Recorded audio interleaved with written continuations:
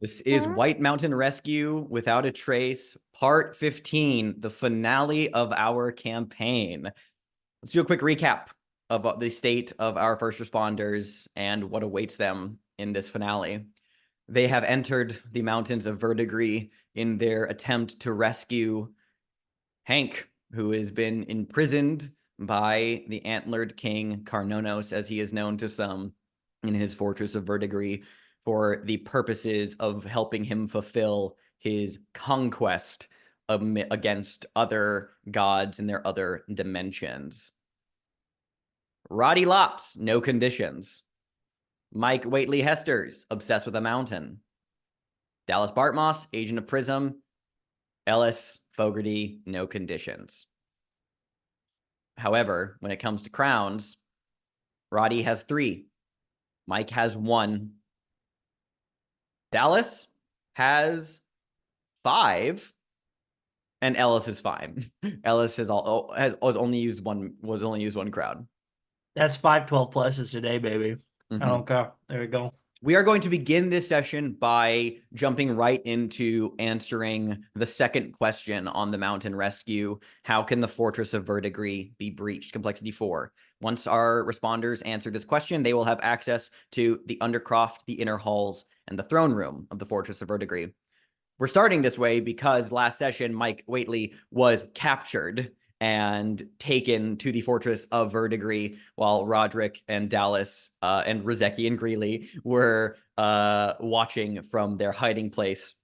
So this is kind of important to open up this location anyway, cinematically. We have 10 available clues to explain. One of them, Dallas still needs to define because it's oh no, I think I owe it to you, don't I? It just says clue-Dallas. Is that a clue? You owe it to me. I owe it to you. Okay. I'll grant that in just a moment. Can you remind me the circumstances of where that clue came from? It was from investigating around the perimeter of the village, swamp village. No, that was the silhouette of the tall woman. That's right. And so was that conversation after? Who did I have a conversation with? Basket Man? Yeah, it was Basket Man. Yeah. Was it Basket Man? Yeah, because that's what I did after the swamp thing. Didn't you have a vulnerable scene with Mike? Mm-hmm. Yeah, like we had a scene with Mike and like he. But for that one, we participated in mine. So Mike did the Yeah, Mike didn't ask you.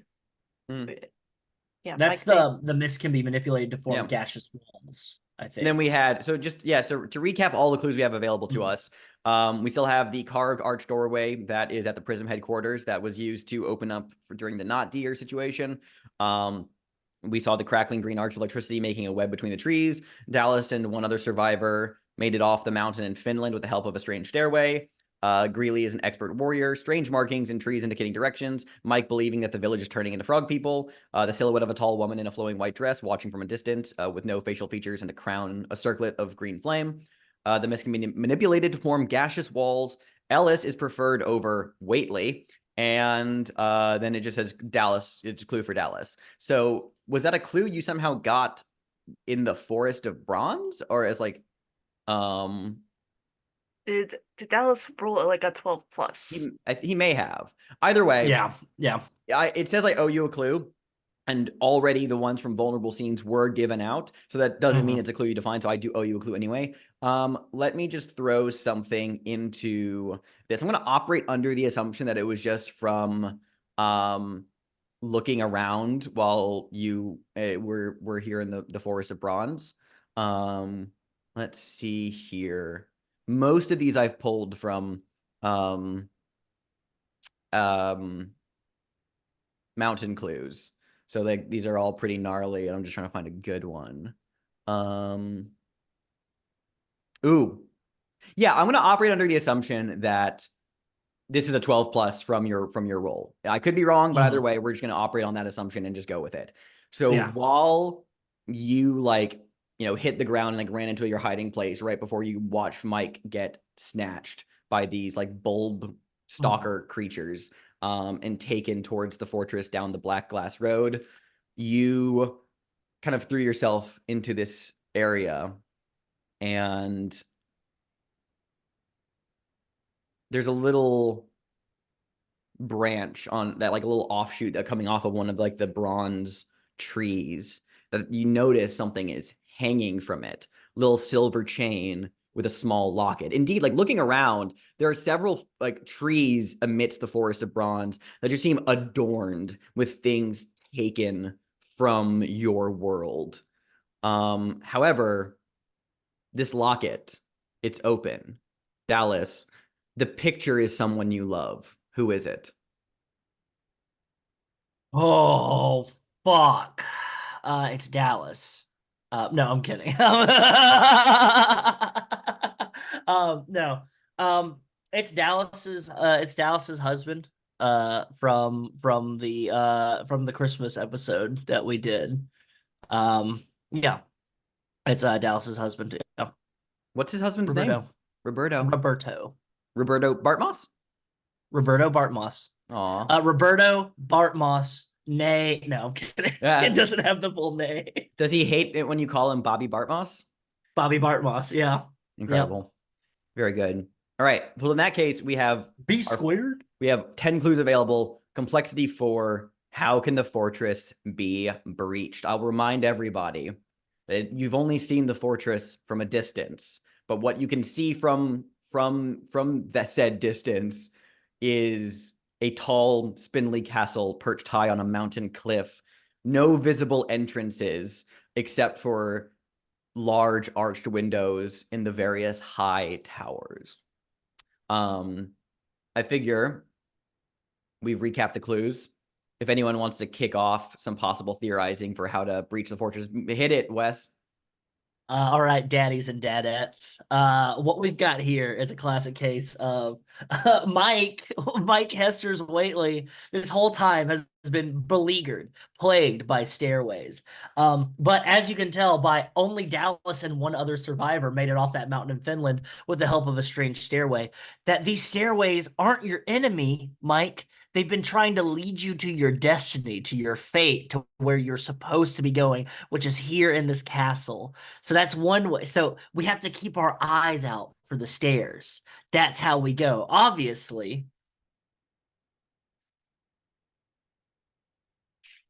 I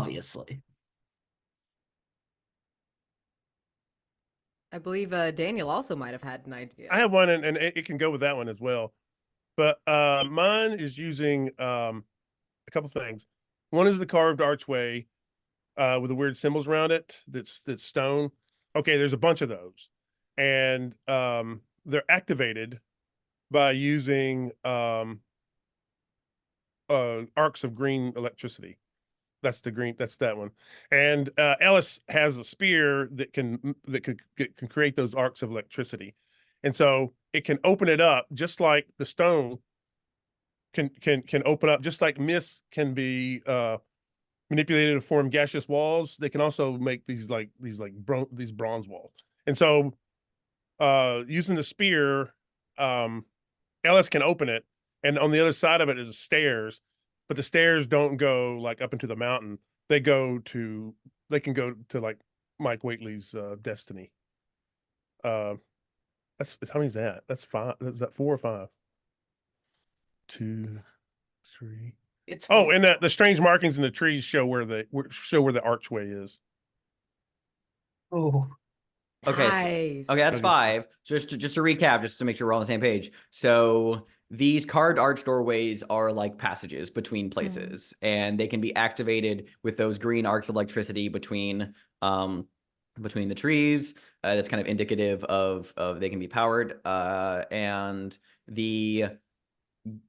so where does the gaseous walls fit into that again? You can turn it into like bronze walls. Oh, well, just like how the fog can solidify into a barrier. It's the same with the wall of the cliff mountain can be desolidified. It can go the other way. Gotcha. So we can walk Okay. through it. Gotcha. So air turns into to something solid. Something solid can be turned into passage. Gotcha. I like that.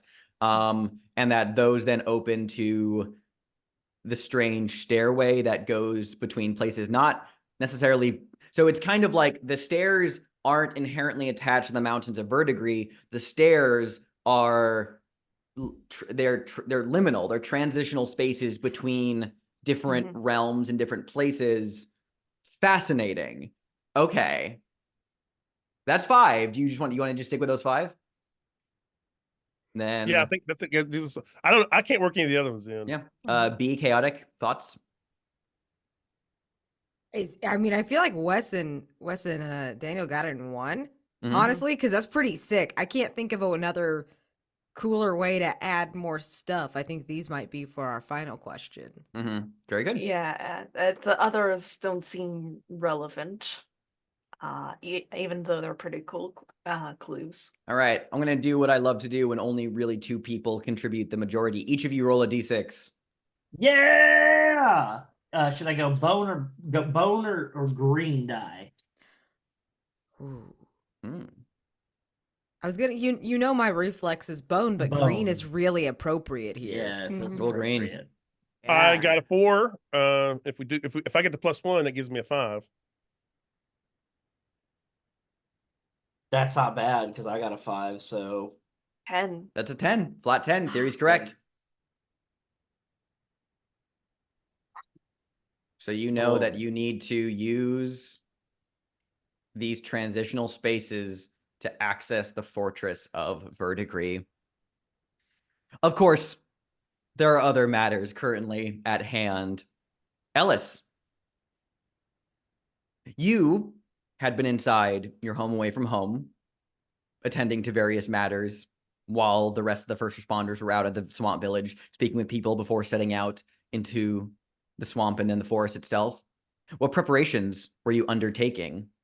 What work did you complete while you were away, wrapping up wherever you were doing? He was taking the armor that he stole from one of the sarcophagi that was from a child of one of these others, and he was like modifying it so that it fits him. And so he was working on that, and I believe if it's once per session, let me double check. I think it is once per session. Each session. I can ask the keeper to reveal a clue that's specifically that's related somehow specifically to the phenomenon, which I guess would be the others here. And so that's what he's going to do. Fantastic. Oh, and the final question that you have now unlocked is, where in the fortress has Hank been imprisoned? Let me add that to your list. That is also a complexity 4. And by answering that, you resolve the mountain rescue by confronting Carnonos, rescuing Hank, and returning safely to your world. Let's add that to the list. And you're going to add a clue. Gotcha. And he would use the mirror to locate where they are, and then he would come out of some stairwell. But the stairs would be like just trees that are shaped like branches. So he would be walking down some branches to hook up with Dallas. Let me give you a clue that you owe, since you get to use that freebie. Very smart use of these moves here, related to everything at hand. I mean, there's a lot of ones I could easily choose here. Let's see.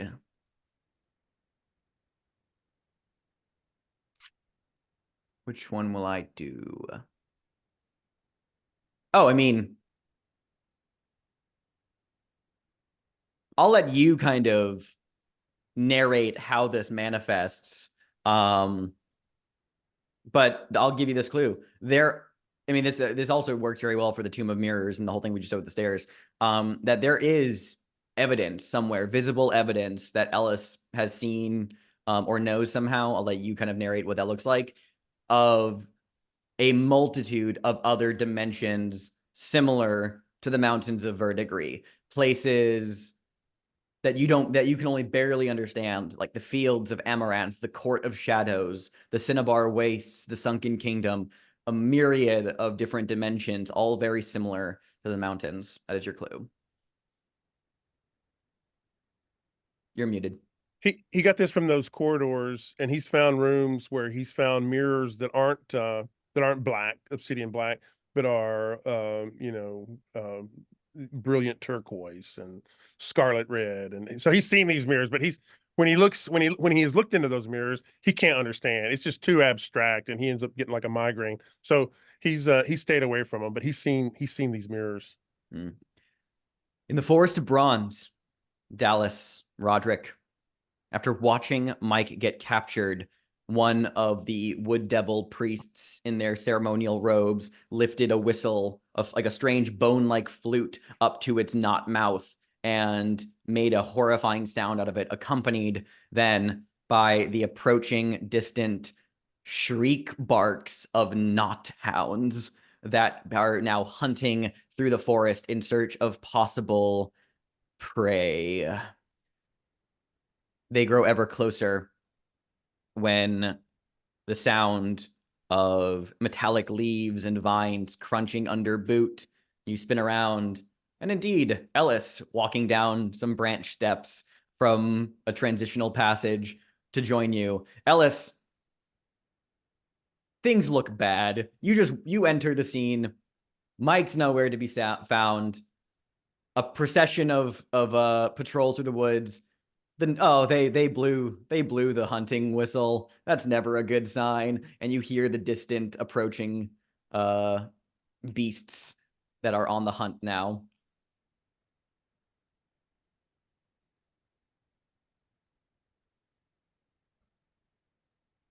I think he would ask, "You guys want to run, or you want to stand and fight?" And he's wearing like this bronze armor, and he's got this like spear. You guys want to stay and fight, or you guys want to run? Who the fuck are you? It's me, it's Ellis. I got on his helmet. Okay. Maybe we can take a couple out as we get the fuck out of here, okay? They took Mike. Yeah, I don't think we can just stand and fight all these things while Mike's getting taken God knows where. We can be crafty, though. You have an idea?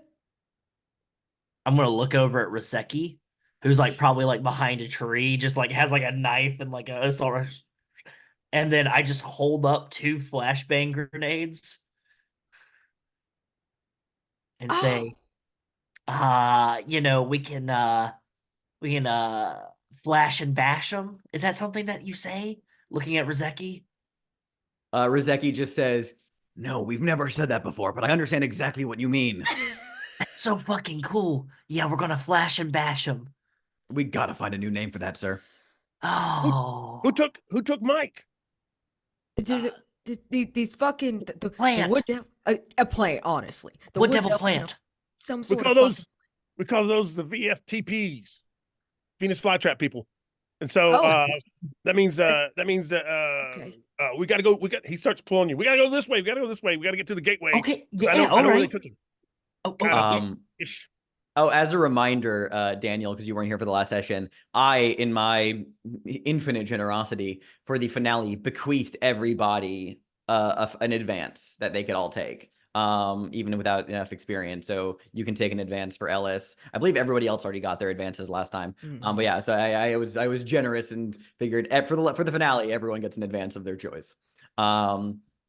So very good. Oh yeah, I have to make that change. Sorry. I am no longer a dumb bitch at -1. I have a reason of 0. I've learned something. Beautiful. Aw. Beautiful. So as I understand it, you are making a fighting retreat to cover yourselves while Ellis is trying to get you all to Gateway. Okay. Very good. Very good indeed. Looking out. Go ahead. Sorry, Alex. I'll take Study the Others, which allows me to speak some of their language, and they always will try to kill me, but it will get. I think it says if I'm doing a dangerous move with them, I get an advantage. Yes, you do. But Because you can predict basically, their I can understand some of their that might help. That will definitely help they'll definitely help. And I'm going to throw this out there just for added drama and cinematic tenseness. As the sounds of the knot hounds grow ever closer through the metallic trees in the distance from the Fortress of Verdigris, there are shapes moving out of the high arched windows, and we see cinematically that the hunters are mounting up, exiting from these high windows to come down and also join the called hunt. Upon what do the hunters ride? That's a question for you all. Giant boll weevils. What's a boll weevil? You know what a boll weevil is? So like a boll weevil is like let me see if I can get a picture of it. So it's a bug. It's like a beetle. That like Oh, like I've seen these things. you can find it in like they're attracted to cotton and like certain types of flowers. They come from Mexico and they fly up through like the south and like along the eastern, like they're specifically a southern beetle. Gotcha. That just like their entire life cycle is spent like going from like all across the southwestern United States and Mexico and traveling and trekking to like more like temperate climates and finding flowers and like cotton to like ingratiate themselves in and eat. They were one of the main contributions to the South being affected by the Great Depression. And I want to say they're draped in these very long flowing green fabric that kind of fans out like tails as they fly, as they fly. And I think that the boll weevils, how they have that little proboscis. I think the top of it is armored like a horse, almost like a decorative battle, and it's like in bronze. Yeah, totally, like patinaed. Yeah. Yeah. Put that on your hood ornament. Yeah, I can't emphasize about like how large these creatures are. They could probably eat a person if they tried to. Incredible. I love that. They've taken to the air. Let's see. How do I want to handle this? So, Dallas, it was your idea to, what do you say, flash and smash or flash and bash? Flash and bash. Paint that for me. Give me a little bit of that. Tell me what that looks like. I think what so we got our shooters, right? We got our people that are like they're in the cut, like they're really good when it comes to like attacking and stuff like that, and that's Ellis and Rybitski. Those are those two. Is Greeley here with us? Yeah, Greeley's here. Well, what's up, Greeley? I imagine. Oh God, Greeley.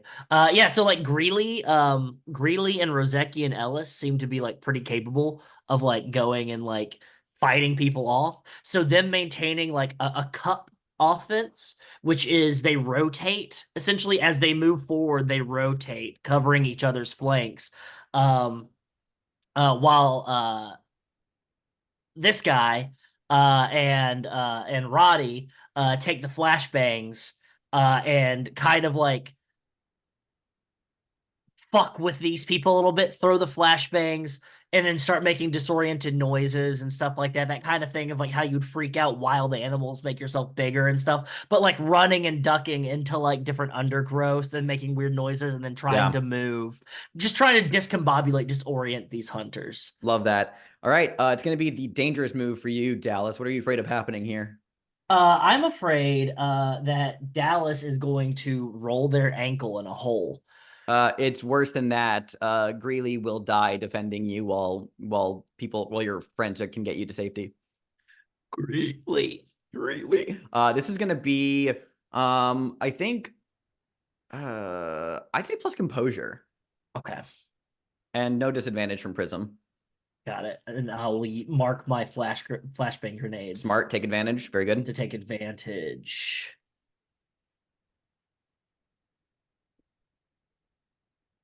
Okay. That is going to be a 6 plus a 2, because my two lowest were 2s. A 6 and a 2 plus composure. That is a 9. That is a 9. Very good. You will do it. There's a complication or a cost. I'll describe what it looks like. So you begin to toss out these flashbangs into the forest. When they go off, it's very strange to watch how light ripples off of metallic trees. So in an abundance, the light from a flashbang, it's really hard to not in some way still experience the flashbang because that light refracts off of every surface in this forest. But you are throwing it out there. The shapes of the knot hounds darting in the near enclosing distance, still slightly not visible in the haze. You can hear their shrieks, but they are deterred. There is covering. You are laying it down.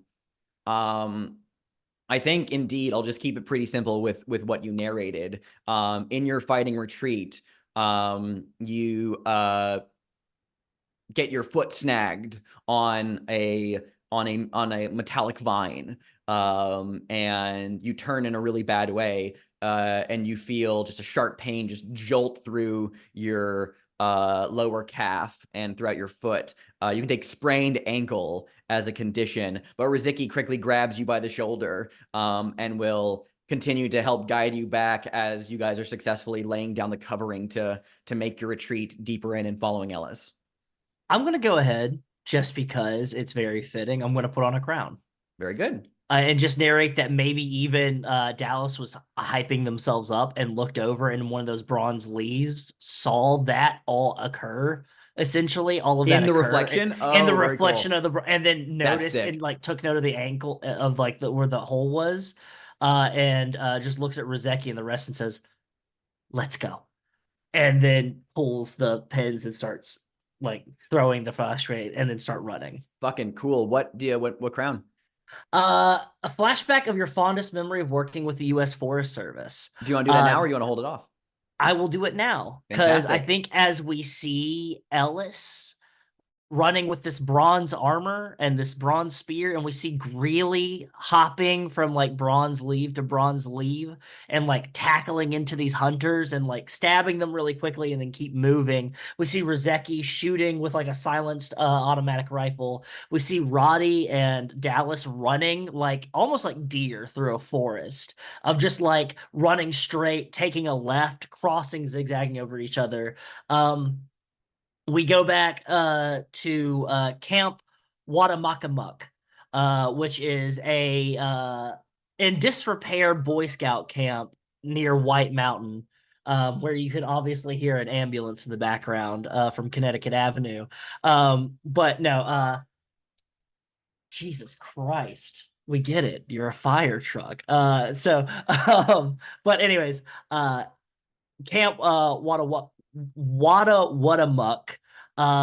is this Boy Scout camp that's in the middle of being repaired by the U.S. Forest Service and Bartmoss Solutions.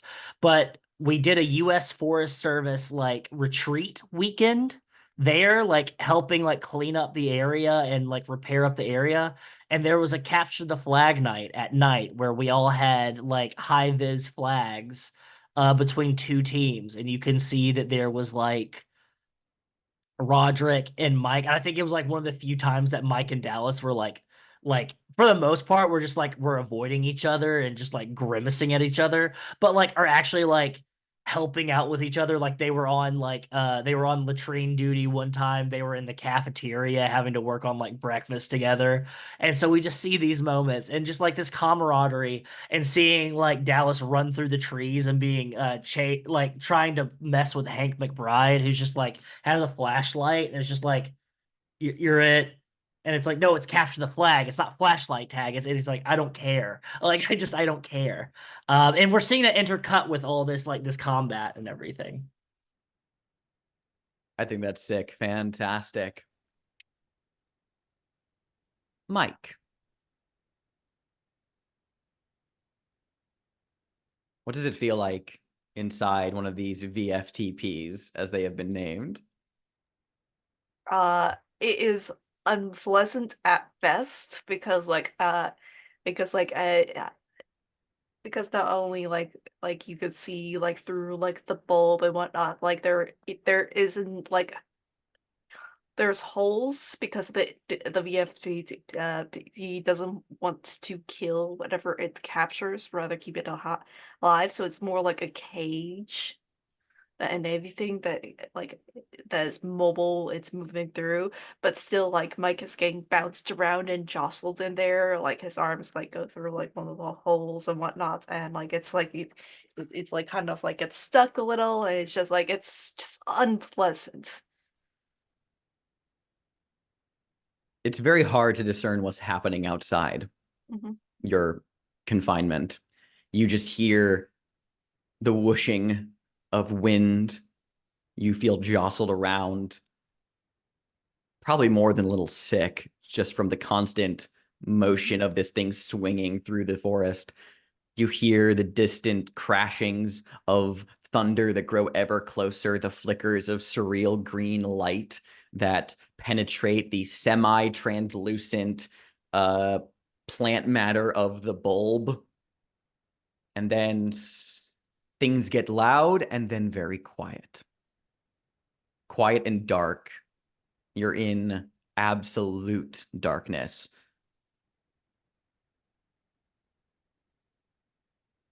And then everything stops moving. You feel your captive carrier come to a slow and easing stop. And then with the wet ruffle of a pile of autumn leaves being disturbed, the bulb opens up and deposits you to your knees on a hard stone floor. Looking up, you are in a vast circular chamber with arched windows that look out to the green, surreal skies of the mountains of Verdigris.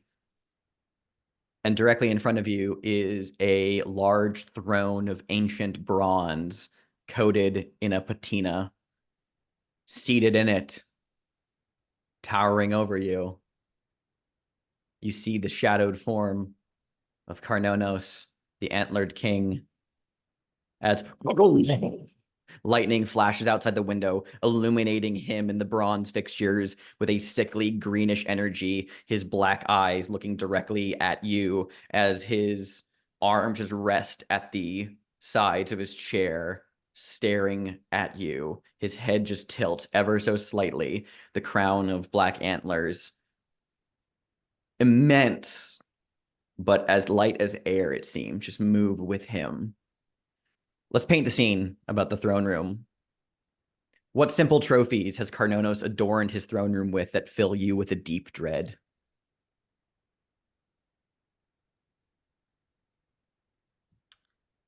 There is a corpse sickle. It is a collection, like almost like a rat king of bodies that were encased in molten bronze that sit statuesque, like on either side of the throne. It's just like this writhing mass of bodies that had boiling hot bronze poured on top of them, and it's just encased in their final moments.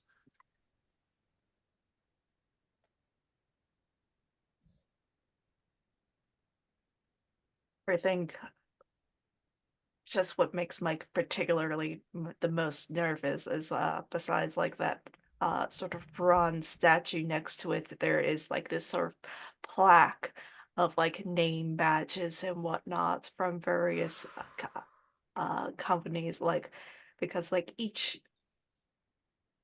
prey must be accounted for, even though that they are all within this statue, and a lot of them are for Forest Ranger badges. And with that, there's captured weapons. Some of them are bizarre, and we don't even know what they are. There's twisted blades and handles. But we do recognize some yellow painted Forest Service chainsaws that are up there as well. And I think on the walls, far away from his throne, almost like a grand dining hall, you see mounted jaws and parts of skulls, and they still have flesh on them, perfectly preserved. Some of them are humanoid, some of them are not, but you know definitely, you can tell by the teeth and the still perpetually wet tongues that sort of loll out that they're human. Carnonos regards you impassively with those black eyes amidst the featureless white face. I have to ask you, Mike, this close, we have a long-standing question. Is that his face or is that a mask?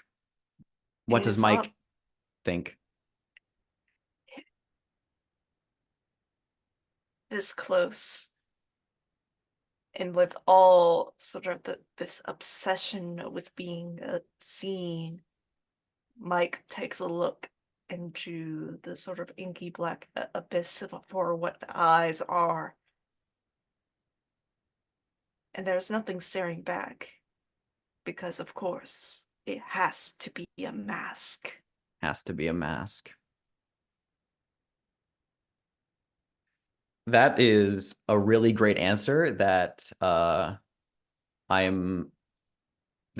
weirdly aligns with something I had planned for this session in a way I didn't think about. So that's actually gonna be really fun. Oh, and just like, I'll just say this for listeners, I'll post this in the chat here. Not sure if I've mentioned this before, but I know Daniel's direct inspiration for this king figure was like art of some of the elves from the game Symbaroum, which I'll just post this one specifically. Yeah, it's real cool. That is absolutely the vibe of what you're looking at. Those hollow pits regard you, and you hear that voice emanate out from it, more real and present than any other time you've heard it before, as Carnonos just says, Whateley.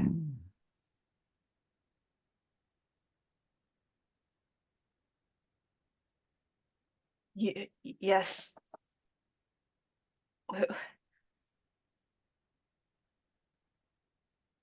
There must be a reason that I'm still breathing, is there not? You're a very great hunter. So, what do you want from me? Want.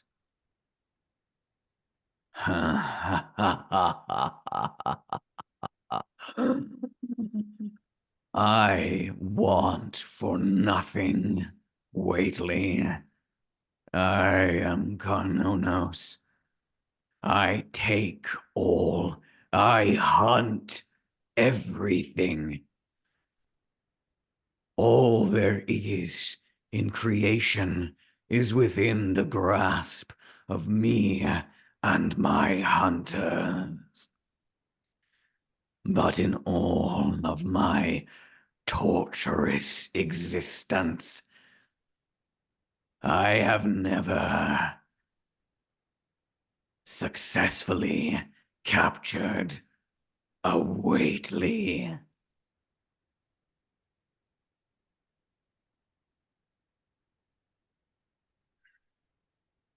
Thought I'm gonna do something really stupid.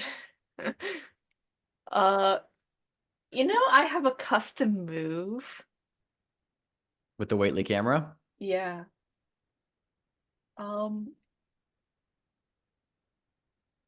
What happens if I were to try to take a picture of Carnonos?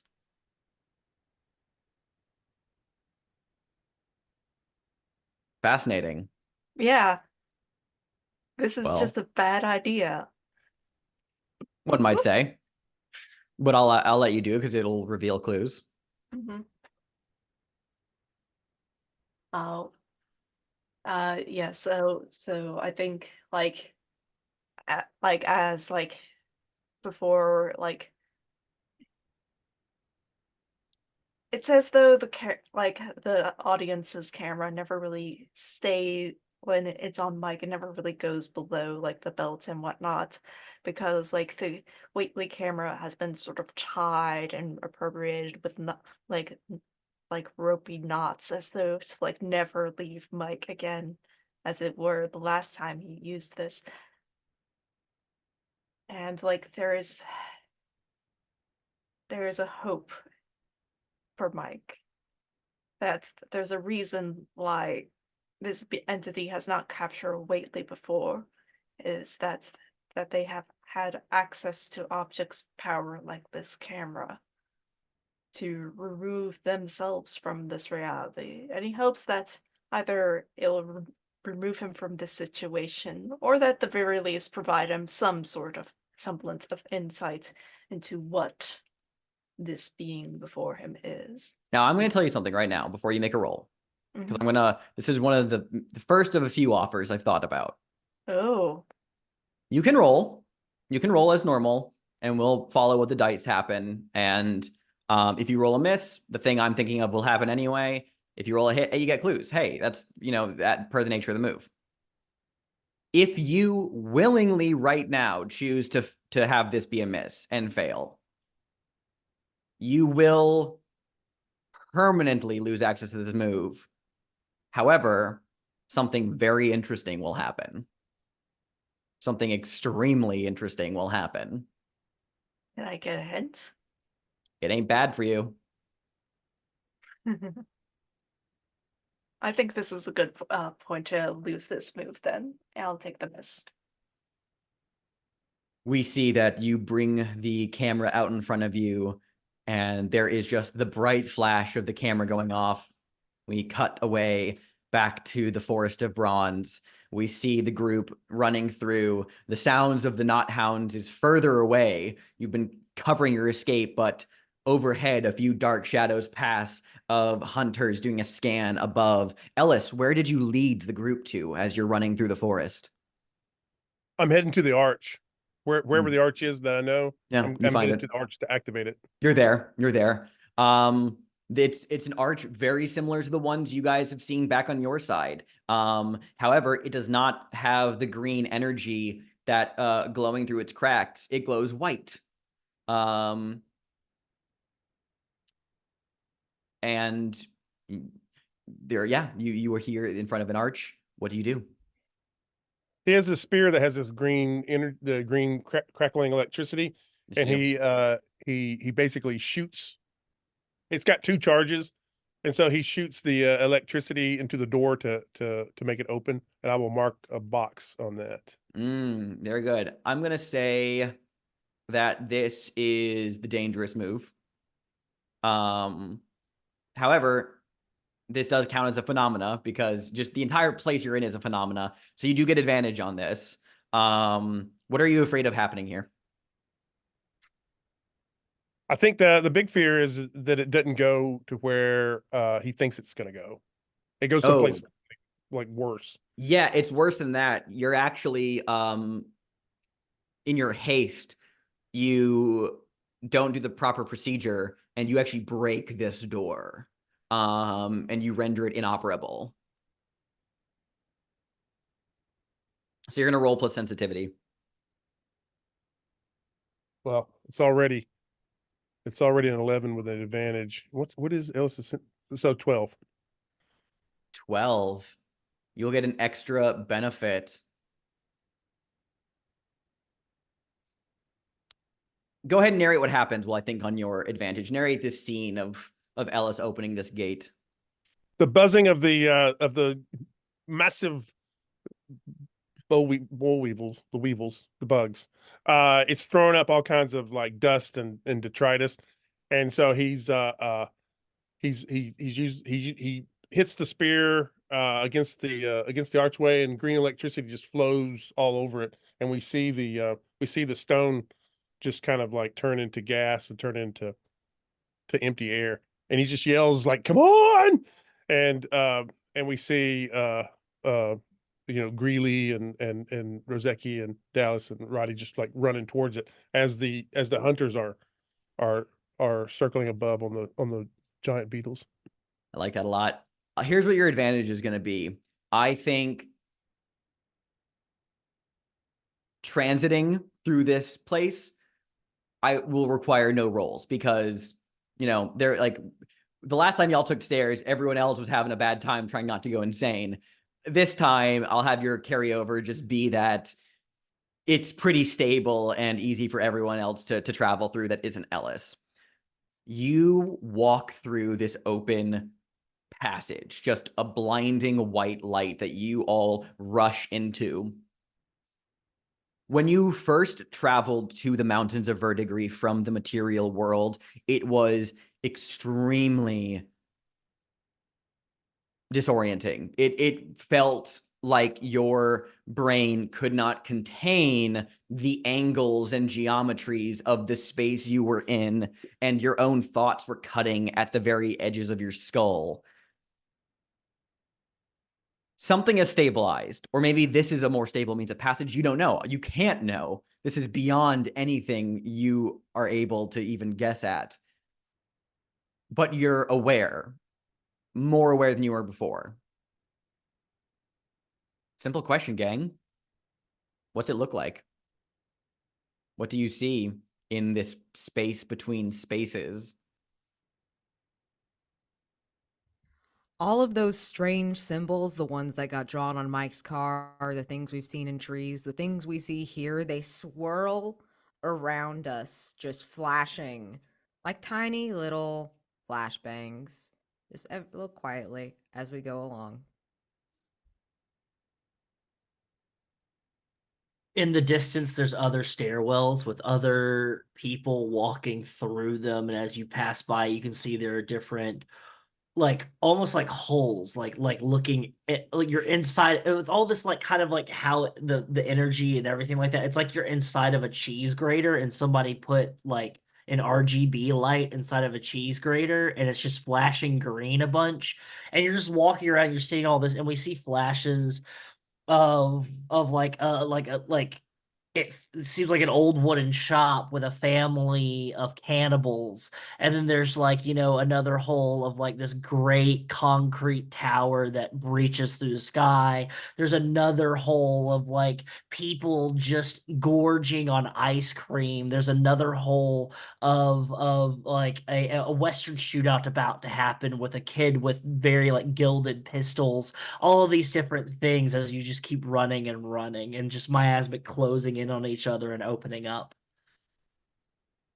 Ellis is reluctant to look back because he's afraid of what he might see, but so he's kind of like braced for it. And when he looks back, he sighs a sigh of relief when he sees the doorway closed behind us, because he's afraid the others would follow. So he's making sure the door's shut, and he didn't know it was going to shut. So he's pretty pleased.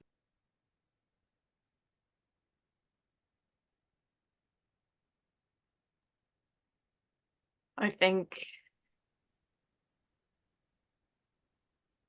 with all these scenes of people also seemingly traveling through this space, I think a couple of them are trying to get your attention. People that you don't recognize, some folks in suits, various time periods, but you do recognize some of the items that they have on them.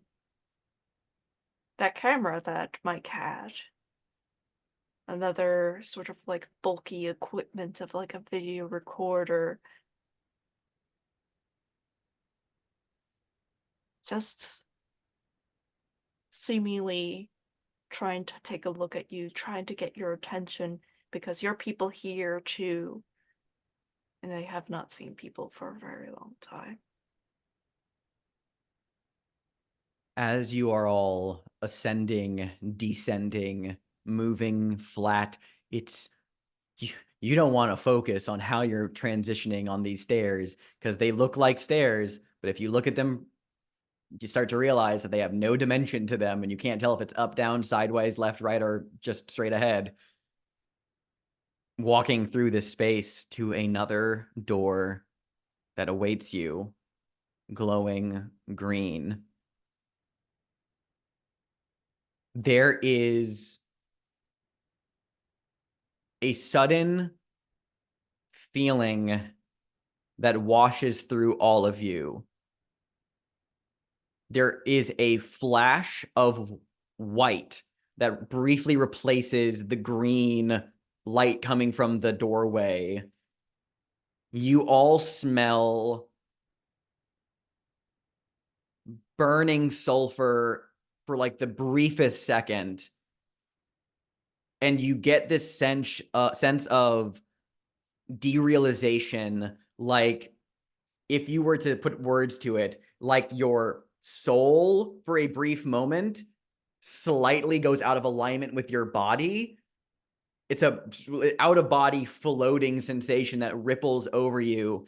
And have you ever just had like some part of your body just like pop, right? And it's like, it doesn't hurt, but like it really just feels like, oh, that felt gross, whatever that just was. That's kind of like the sensation that accompanies that.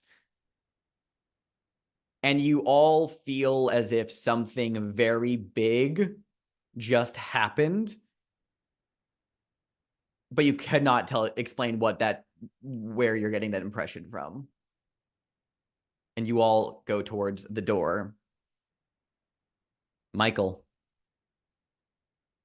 you took a photograph. The flash powder ignited into a blinding white light.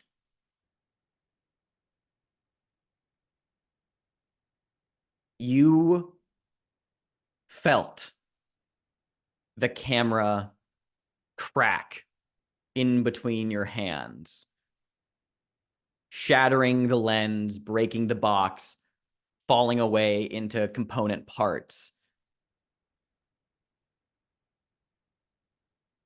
It's hard to say because of the flash, but maybe a part of you hopes that you saw, despite the impassive mask and hollow sockets, somehow a look of surprise coming from Carnonos as the flash went off. You feel bad. That is the best way to fit the words into your understanding of reality. It is like the frame of your body and emotions cannot properly wrap around the sensation it is feeling and just summarizes to an all-encompassing but still not quite fitting bad. It lasts for a second, like a brief sensation of just pure wrongness, sickness, burning. Again, you cannot pin what it feels like. If you think on it too closely, and relatively you can't because it's so fleeting. And then it passes. And you're in nothing. No, not nothing. You're just blinded by the intensity of the flash. There's just a heavily phosphor smear across your eyes from the brightness that is beginning to just burn away into that orange, pink, red phosphor haze that accompanies flashes that is just slowly fading, but you really still cannot make out any details of where you currently are. How does Mike feel at the moment?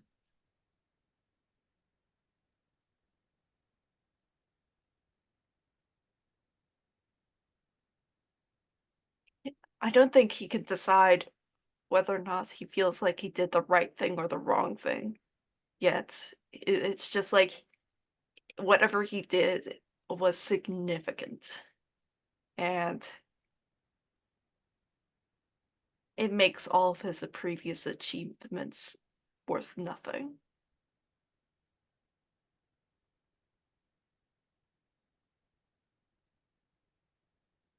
The haze starts to pass. At first, you feel cold. Not the cold of winter, just cold.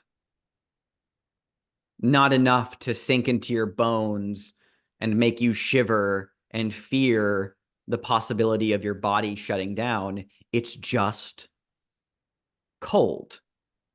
The cold of nothing. The cold that exists everywhere and nowhere.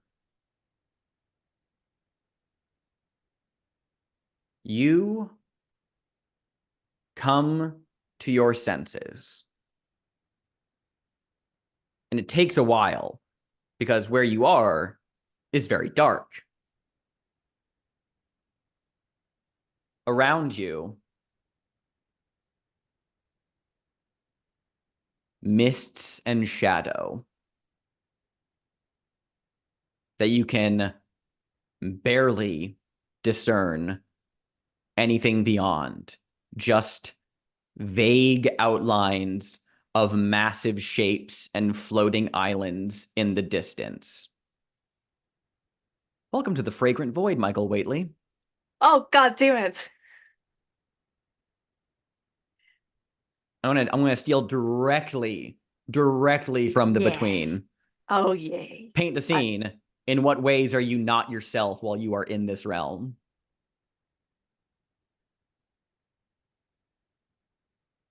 For folks listening, I don't think anyone has seen my version of the Fragrant Void really all that much.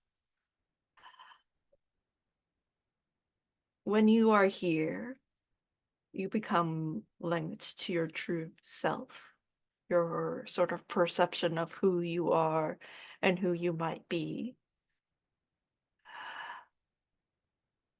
Mike Whateley-Hestors. He still appears to be human, which is something that he's thankful for.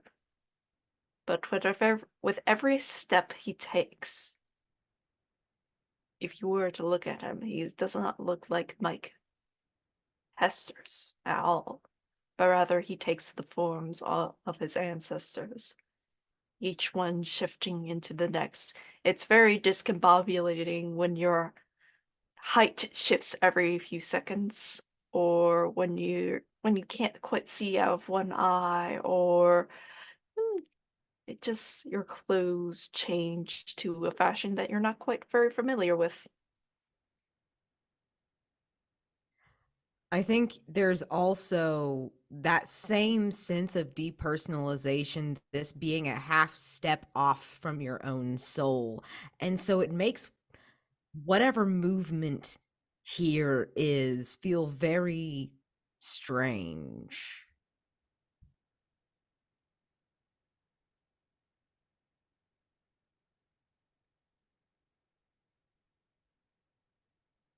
I think there's like trailings of the Mike Hestors, like pre Michael Whaley. I think we can see trailings of Mike, just like a kind of like a blur as this true Mike walks forward. We can see some faint remnants of the old Mike. We see in the distance, as Mike is taking it all in, storms where every time there are lightning strikes, you can see figures, monolithic, titanic in being and shape and form in the far distance. But their form collapses in on itself and swirls and then shapes and changes it. Every time the lightning strikes, they look different. Is it the same being? Is it multiple different beings moving at a breakneck pace? Who knows?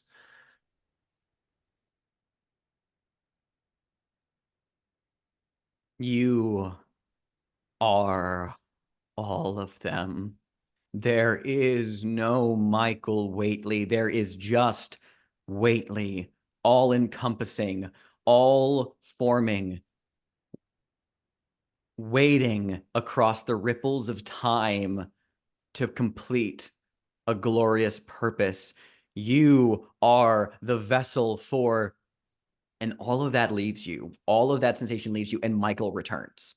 The sensation of your identity fully locks into place. No disorientation, as like water, all the other ancestors, that sense of their perspective the sense of the Whateleys bearing down on you just vanishes in an instant. You feel warmth at your back, a faint, pleasant warmth, like lying out in the sun. And you hear a voice behind you that says, "Begone, Vrylockers, scions of Proteus, return to me, Michael." And you look over your shoulder, and standing behind you, arms clasped behind his back, there is a man in a golden suit with a mask of the sun. And let's take a break.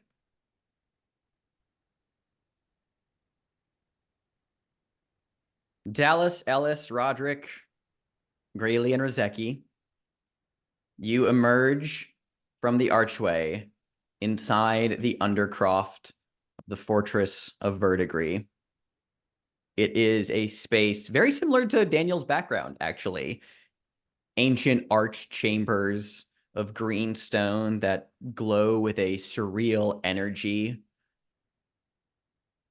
Whispers and distant screams rippling through the air, distorted as if they were underwater. And parts of the undercroft have collapsed, bottomless pits that just fall into an inky infinity.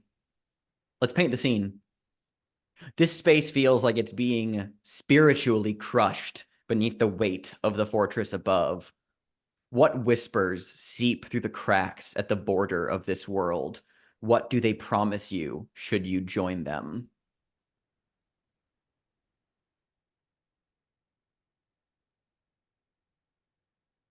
Ooh.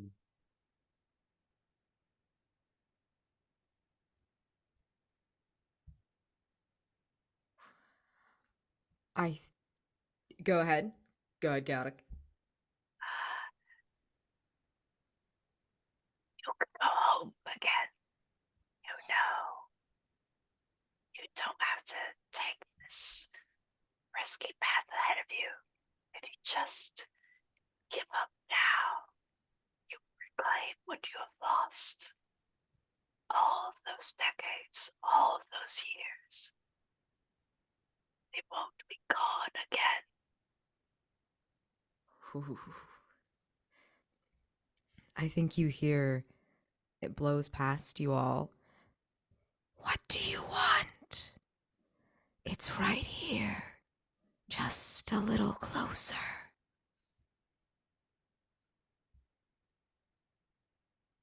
Run, they're coming.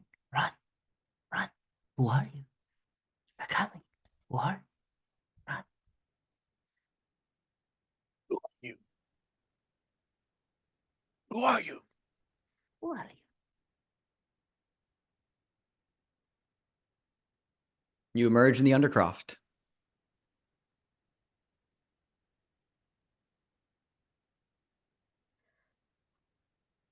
Rodrick is like hands on his knees, like gasping. He's like catching his breath. He's like, Jesus Christ. Oh my God, I should have been doing cardio before this. Oh, jeez. That was really good. That was really good. No, yeah, you did like a what was that? Like a 18-minute mile? That's pretty good. Yeah, time's fake, man. I don't know what was going on anymore. Are we, Ellis, are we somewhere that's like we can talk? Is that, I just realized. I think they can hear us. Keep it down. All right, we'll keep it down. Okay, we're in. I just don't know what they are. Oh, cool. Cool. Neither do I. Okay. Fabulous. I don't know where the Venus flytrap people took Mike, but I think I know where we can find your friend Hank. I mean, if Mike is still alive, I would guess they're probably in the same spot. Like if it's it's where they hold prisoners, right? That would make sense. Right? Well, it depends on who's holding them. It's one fortress. Like should No. It's not just one fortress. It's like the stairs, buddy. Ah, fuck. It's like the Stairs. Okay. That's fine. That's fine. Everything wants to kill us anyway. What's the difference?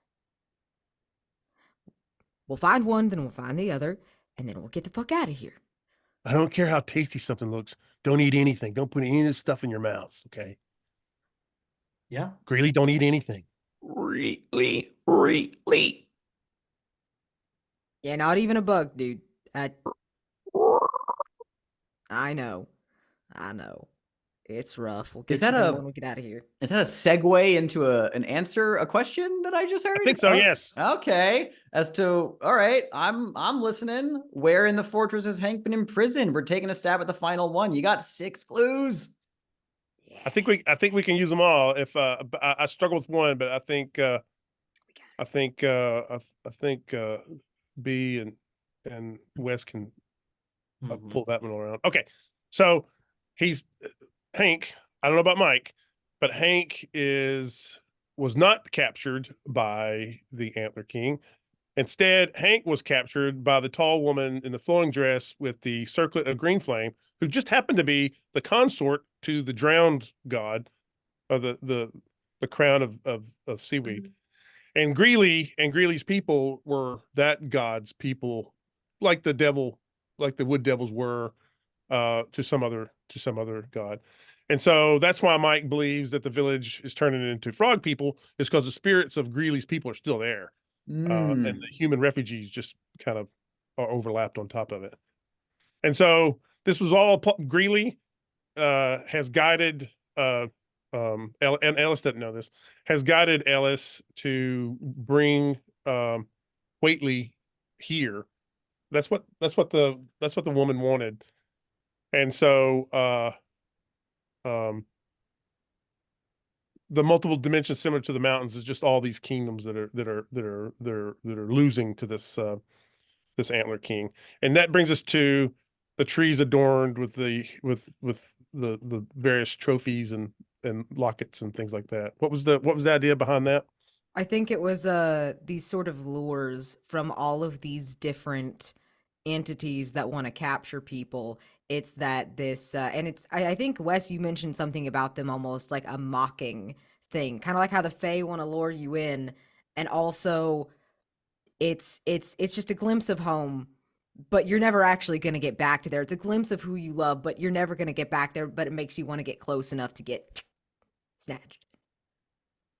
Now that's all fine and good. Nothing you just said establishes where. Just that like there's like a contextual detail. No, for, it's like... in her tower. She has a she has okay. a tower here. Yes. Oh, gotcha. Okay. She has like she's a trophy, right? Mm. And so there's a tower that of this fortress that's hers. And so in Ellis's mind, he was underneath it, so he kind of knows where it is. But for answering this question, that's the background as to why Hank. Now we did establish though that like he was imprisoned by the Antler King. So I guess it's easy enough to say with this theory because like we saw him get taken, we saw him before the Antler King. It's very clear that the Antler King took Hank for his own purposes. However, it sounds like to me the way to incorporate both of these is just as simple as saying that it's not that she took him, it's that they are in the same place and she was reaching out to you guys to help give you the impression of like she's enemies. She's enemies with she's this an guy. enemy. Gotcha. Okay. But yeah, I like that. That does account for all 6 of your clues. Okay. Yeah. Any other thoughts from anyone? Yeah, it's this is kind of a weird place because like I think this just includes more dimensions. I think like multiple kingdoms are here.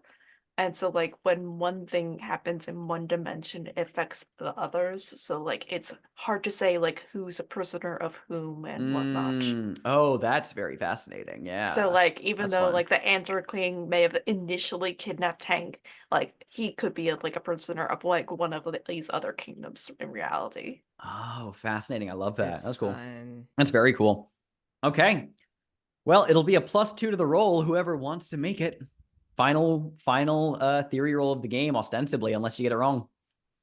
I've already rolled one. Do you want to do this one, B? Unless someone else wants to. I can split with you, B. Hell yeah, thank you. Okay, I was like, I don't want to do this. I don't want this to be all my ass. Okay, you ready? Ready. Let's do it. All right. Got a 4. I got a 1. It's a That is 6. No, a 4, a 1 is a 5, and then plus 2 is a 7. 7. Oh, yay, So I that- can't math. You, hey, none of us can. It's right. It will be, pursuing the opportunity will be more dangerous, which, I'm not going to introduce an unwelcome complication. I'm just going to say that this is going to be a dangerous fucking thing to do, which I think makes perfect sense. So this is actually fun because you know that Hank is up in a tower somewhere and you are in the lowest part of the fortress. So that said, down in the Undercroft, what are your next moves? What are you trying to do here? Okay. I hate that I have to say this, but we got to split up. Are you fucking with me?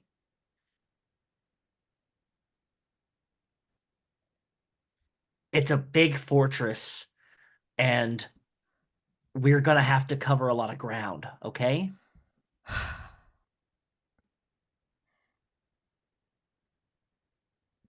I guess it would make us harder to notice if we were split up.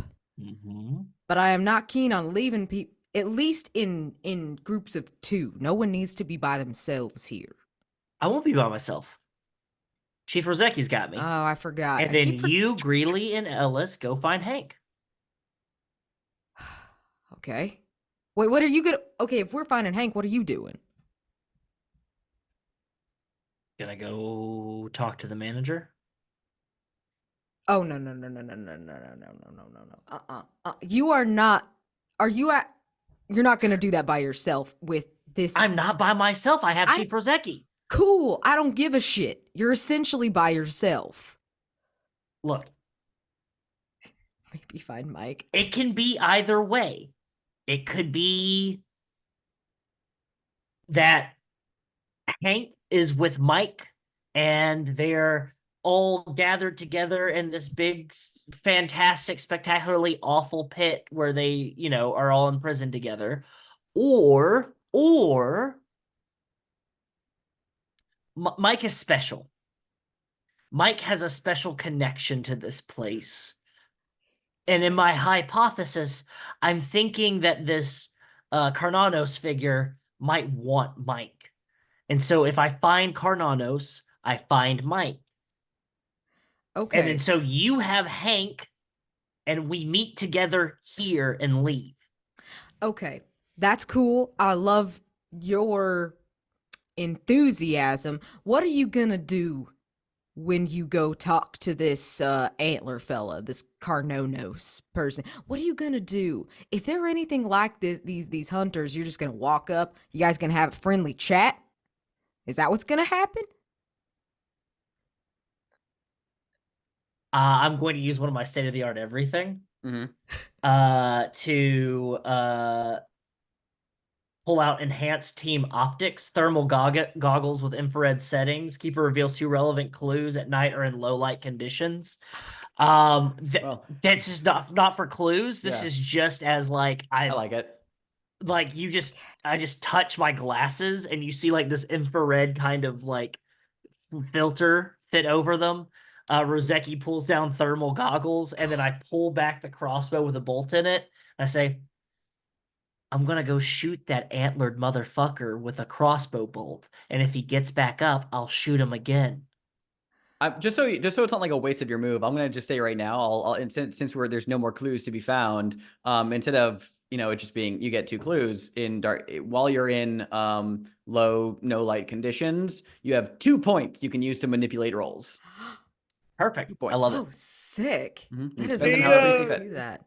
Hey Dallas, you want Greeley to go with you? He knows his way around in these parts. Because sometimes when you got to go up, you got to go down and sideways. Would you feel comfortable with that, Greeley? Really. I gotta bring you around the office. They'd love you. Agreed. He's a pretty good warrior. He spins a bow staff. Sick. God, I do love this little guy. He's pretty cool. Reminds me of Keelik. All right, yeah, Greeley, you're with us. Really. I get Greeley's shoulders and I look down and I say it was nice knowing you, Greeley. You stay true to your people, okay? Really, like, nods, his large wet eyes looking into yours. He holds up his hands and tilts his head back, expecting you to do the same. See, little guy. And he flicks out his tongue and it smacks against your forehead. He looks at you and he goes, Ellis.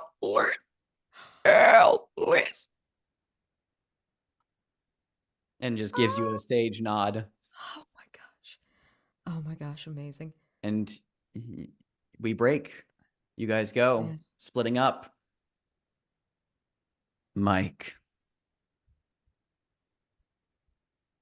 The figure standing before you on this island of rock amidst the mist and shadow is ostensibly a man of average height and build in a gold suit, wearing a sun-shaped mask with depictions of celestial bodies that slightly glow. And his hands are clasped behind his back as he just looks at you and says, I have to admit, that was an incredibly stupid move, Mr. Whateley. But I admire your tenacity. Are you feeling well? As well as I can be, given the circumstances. Who might you be? A friend, Mr. Whateley. I do not often divert my attention from the garden, but I must obey the bearer of my mask. I am almost surprised Antonia returned it to me in exchange for helping you. You must be special. You are special. You will be special. Must be, are, will be. Ripples and eddies. Do you understand me, Mr. Whateley? Yes.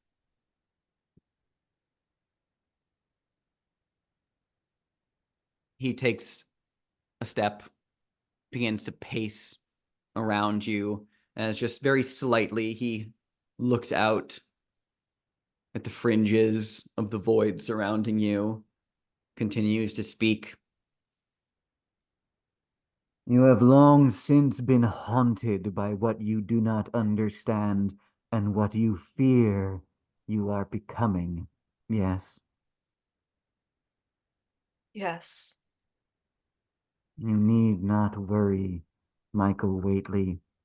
You are not entirely doomed, not yet destined to fall to the same fate as those who have come before you.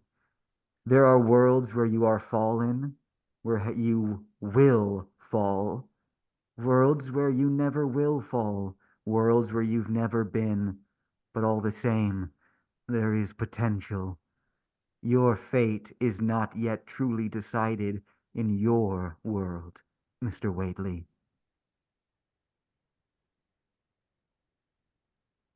It all began with the stairs. They haunted you. You were frightened of the stairs, Michael. You saw them as an omen, a portent of doom, death, harrowing your footsteps. You cannot be blamed for this misinterpretation, Mr. Whateley. You did not understand their full context. It would be impossible for you to. It is already beyond your understanding. The stairs are a key, Michael. You are the stairs. You are the key. In my time before I reached the garden, I was a lock. I wandered the earthly realms in search of my key, though I did not know I was looking for it, nor that at that point I was a lock. Now I am the lock, the key, and the gate. I can help you. Not entirely of my own choice, but I wish to help you all the same. I offer you a choice. 2 choices, the same end. I will help you and your friends in this drastic effort you have taken. I will provide an assistance to aid you in your quest to rescue your friend Hank McBride and return to the material plane which you call your existence. In exchange, you must make a choice. He holds out his left hand, just palm upward. There's nothing in it. Just holds out his hand. He says, You will be a vessel for great power, my power. I lend it to you, but you are imperfect, Michael. It will destroy you. You will have the power to help, immensely so, but you will not survive. You will not return to your world. It will destroy you. It is more than oblivion, Michael. It is a complete undoing of your very existence. I wish I could tell you it would be painless. But you will save everyone. he holds out his second hand. The second choice will still grant you power at a cost, but it provides the chance of success at the expense of your identity. You will have the ability, empowered to aid people, but in using it, you and the others will slowly begin to forget your connection to the Whateleys. If you survive, you stand a chance of being able to live a normal life on your world, as far as normal goes. As the keeper, I'll tell you this. The first choice, you mark the mountain. You are going to take advantage on every single roll you make and can provide help with for the rest of the scenario as you become a vessel for great power. The second choice allows you to unmark crowns of the mountain to take advantage on rolls or to nudge them up a tier. But when you do so, you must explain how aspects of the Whateleys vanish from you as you begin to forget your connection to them, and you will just become Whateley-Hestors at the end of it. One is to embrace your identity and face destruction. The other is to dissolve it and possibly stand a chance at living a peaceful, normal life. Which do you choose, Michael Whateley? People keep calling him that. But it's always been Whateley-Hestors. No. It's been Hestors Whateley. Mike always has been more of a Hestors. The last couple years, this Whateley identity got thrusted upon him. It was not by his own choosing.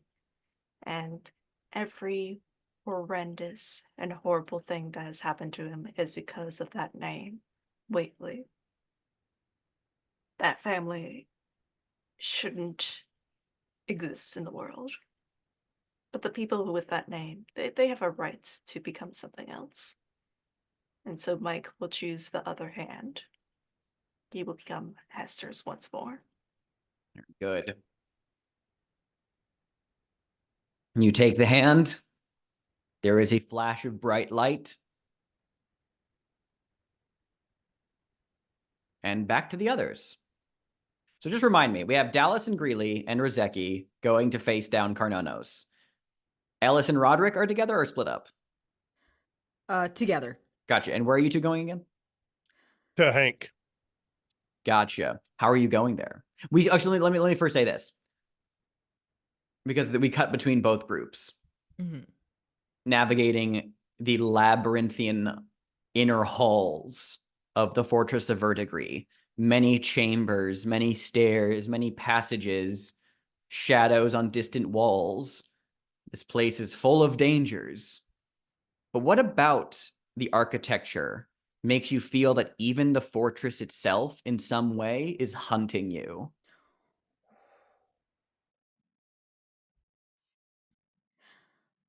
I feel that there's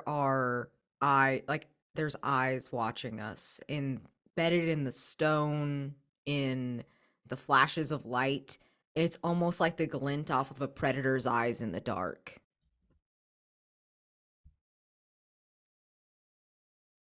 Doors are shutting, and they're getting closer to us as they're kind of like locking in on where we are.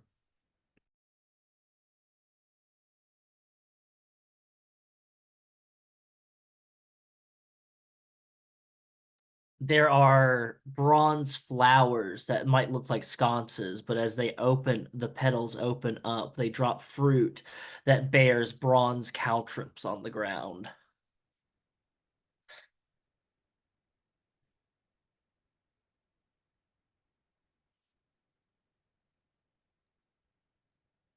It's all just a little bit familiar.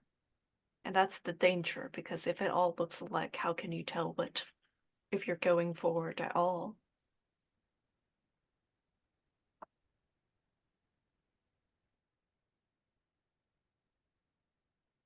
I'm going to ask for the dangerous move for each group. Dallas, obviously you're going to make that roll. Ellis or Rodrick. I mean, it sounds like Ellis would be the one leading, so I would say that it's probably should be an Ellis roll. Unless you want to roll B, I don't care either way. I'm going to say that this is navigating this place will require sensitivity. Just because of this place is weird, does not adhere to physics and reality. Dallas, at least on your end, to navigate to where you can find Carnonos, what are you afraid of happening? Oh, baby. I'm afraid we're going to walk through a door and end up upside down and just keep falling and don't stop until something stops us. It's worse than that. Nothing's going to stop you. You just fall into utter oblivion and reduce to component atoms in the entropy of the dimensions of complete existence. You know? And because you're an agent of Prism, I give you disadvantage. You are the Perfect. most interloper of interlopers. Yeah. I'll let you think on if you're going to do anything with that. And then on the other side, whoever is rolling this, is it going to be Rodrick or Ellis? Whichever you think is more appropriate, honestly. don't You know mind. what? I'd say having Rodrick roll it, because even though Ellis knows the space well, I'm gonna paint this from the stance of you're the outsider here in a weird place, so you're the most affected. So even if it's Ellis leading you through the tower, this is more of just like you're the one at most at risk here. So what are you afraid of happening here? I'm afraid we're gonna open a door and just absolutely get murked before we can find Hank. Oh yeah, it's worse than that. You're going to you're gonna be just like fully, it's like, Han Solo walking into the room full of stormtroopers, it's like you're gonna just fully enter into a part of the castle that is teeming with others. And Cool.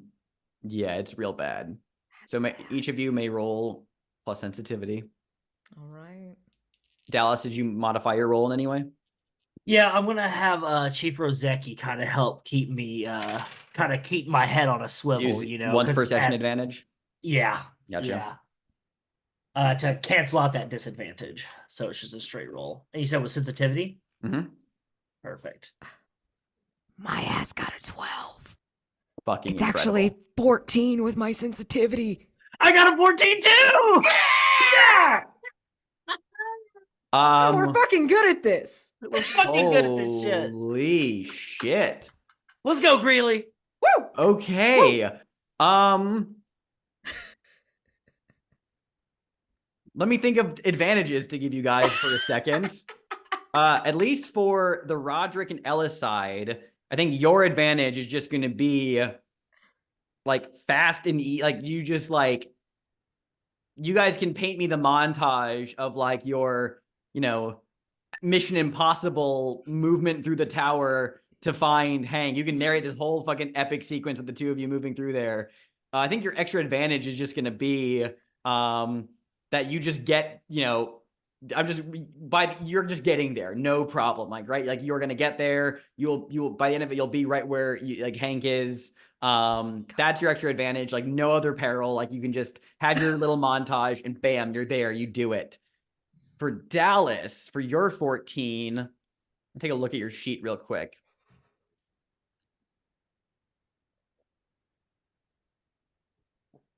For your advantage, I'm going to say that you can unmark 2 personal items of your wish, of your choice from your list.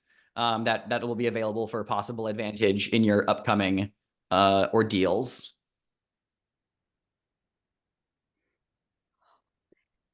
Those are great. Let's start with Rodrick and Ellis narrating your little, you know, sneaking through the fortress, getting to your destination little montage, however you want to spend that. I actually like Ellis to go first, since Ellis, I assume, is presumably leading, because Rodrick has no idea where the fuck they are. Ellis stops Rodrick and says, "Listen." And we hear like the marching of like metal boots on stone, and we're hiding behind a column. And just like Alex's Star Wars reference, we see like a giant murder squad of these others marching with haste to a different part of the fortress.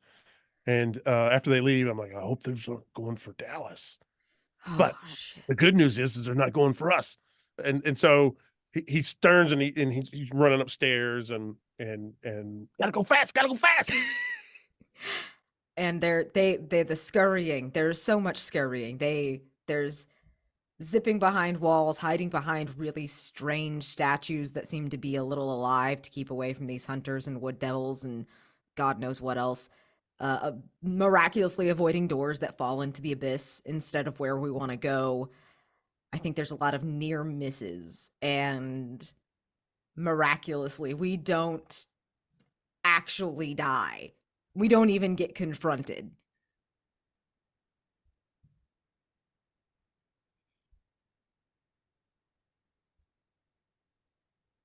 Alex, you're muted. Yeah. I say incredible. And there you go. Slight correction to Mike's ability I posted in this chat, but just vocalizing this.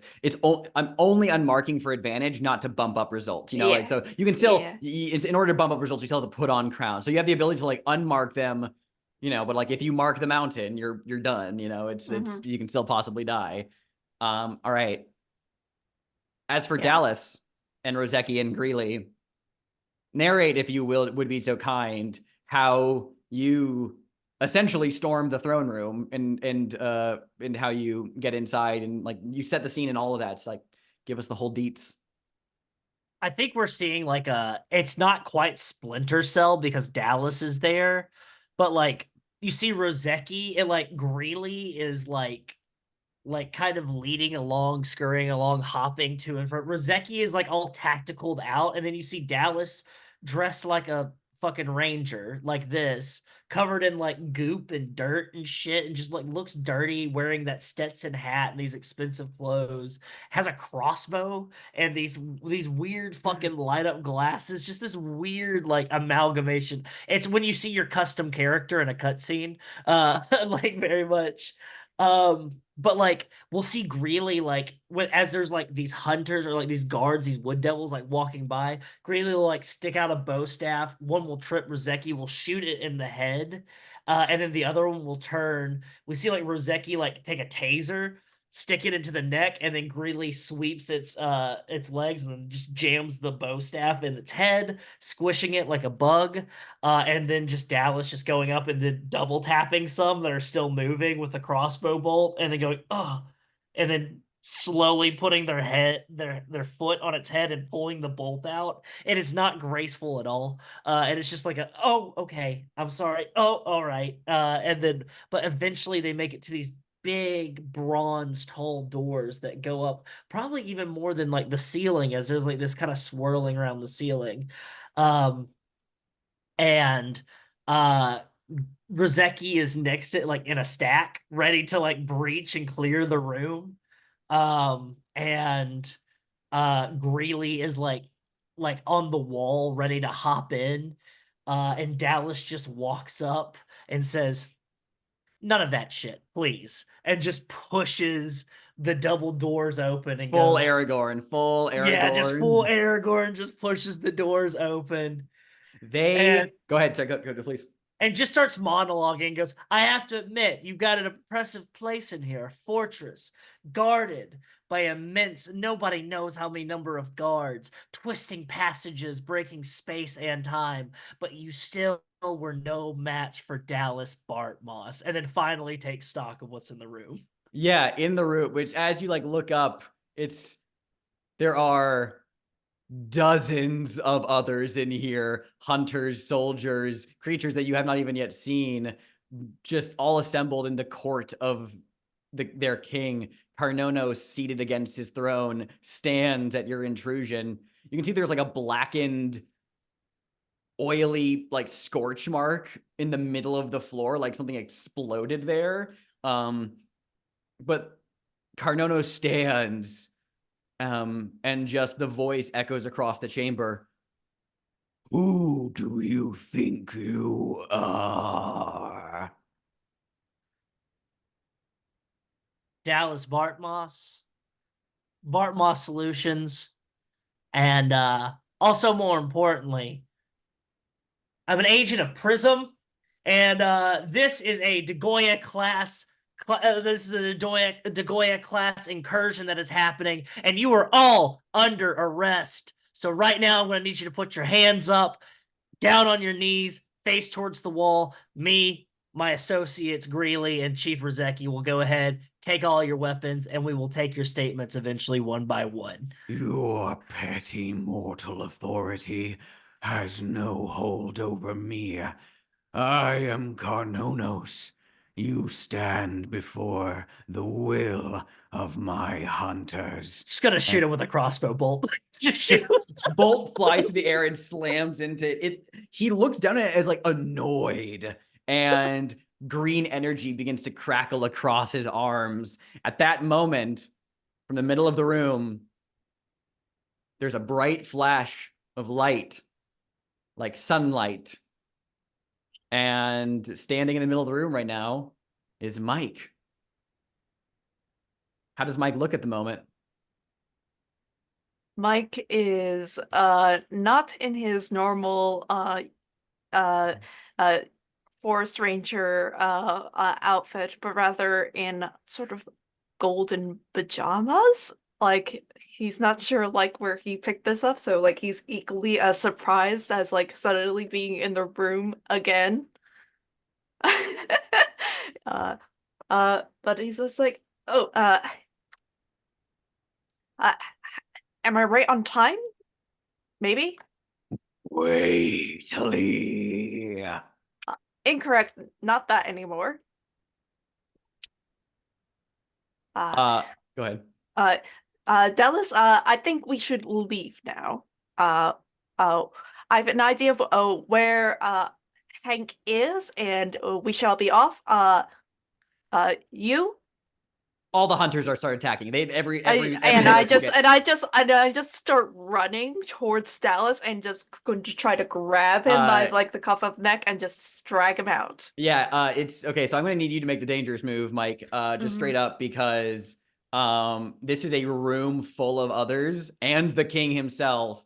Escape, not quite impossible, but extremely unlikely. So what are you afraid of happening here? That I'm not going to be able to save Dallas because like Dallas is like outnumbered and doesn't have powers like I do. Worse than that, you're all gonna die.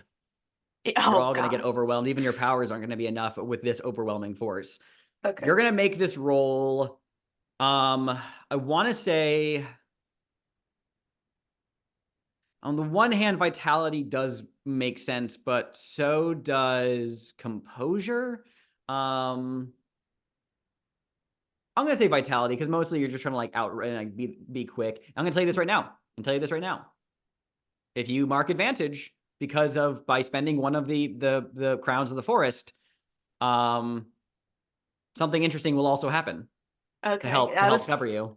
I was planning on doing that anyways. Oh, good. So I'm gonna unmark the peaks of truth. Question mechanically, does that clear obsessed Yes, it with does. the mountain? Yes, it does. Hoo-hoo-hoo. So we'll go ahead and roll with advantage plus vitality to escape the throne room and lead everyone away.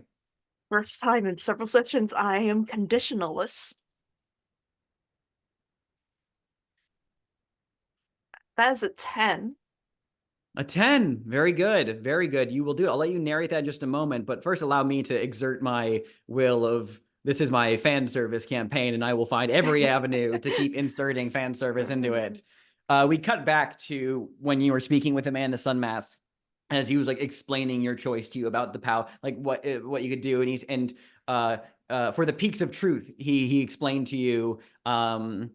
You have long sought the truth, Michael, to a detriment.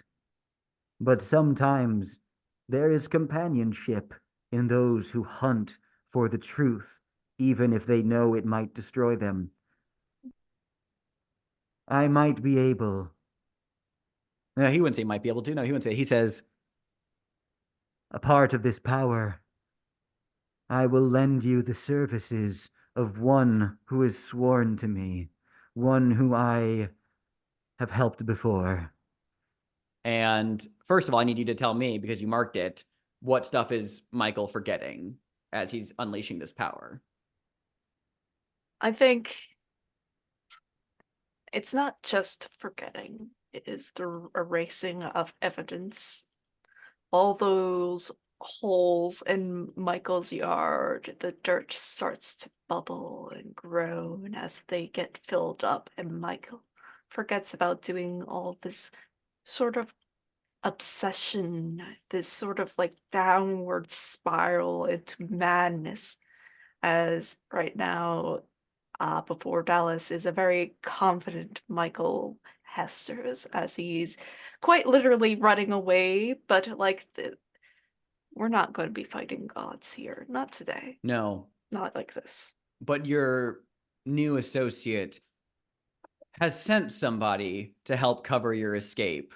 And we hear in his voice say, You are not a hunter, Michael. So I will send you a hunter to hunt your hunters. And as you're escaping, in that same glowing sunlight that you appeared from, another figure stepped through, one you've never seen before, and looks like he just stepped out of a fucking cowboy movie. He is a very large, jacked man with thick mutton chops, a little bowler hat, bolo tie, and a pocket like square of purple silk.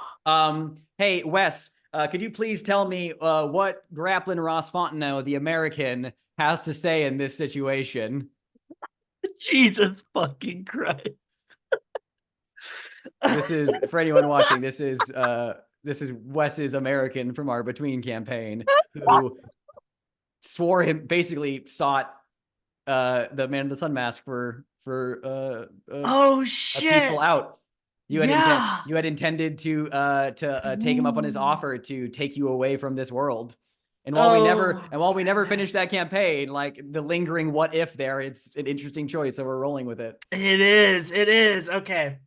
I thought about doing the voice myself. I'm like, nah, Wes, I'll let you take the stage light for a moment because this is your character. to just say something in the scene. Yeah, grappling Ross Fontenot, this gigantic Cajun looking man wearing a bowler cap chewing on a backwoods cigar steps out and starts counting shells into the chamber of his Colt revolver, his Colt Navy revolver, and then pulls the hammer back and goes, "You got about 10 minutes. Tea time's coming up soon, and well, apparently there's a new pastry chef." And then just starts striding, brings the gun up, and starts firing. Just fanning the hammer. Yeah. Fucking incredible. And you guys go ahead, Chaotic, narrate your escape from this scene as your from your 10 plus and what happens next. Okay. Dallas. It's a. Are you all right? I've been through a lot today. Yeah. Why are you talking like that? I don't know. I think I may have met God. Okay. Yeah. All right. Yeah. We're getting out of here. Yes. Okay, we're getting the fuck out of here. Okay, great. We got to meet the others. We got to go get Hank. We got to meet the others. Just stat. Greeley, you okay? Greeley. Perfect. Okay, well, I know the shortcut. The stairs, no longer a problem. I think we turn around to the corner and there's some stairs. Incredible. Love that. All right. And Dallas you guys, is like, okay, yeah. you guys peel the fuck out of there. Meanwhile, before they will rejoin you, Rodrick and Ellis have ascended the tower to where Hank is.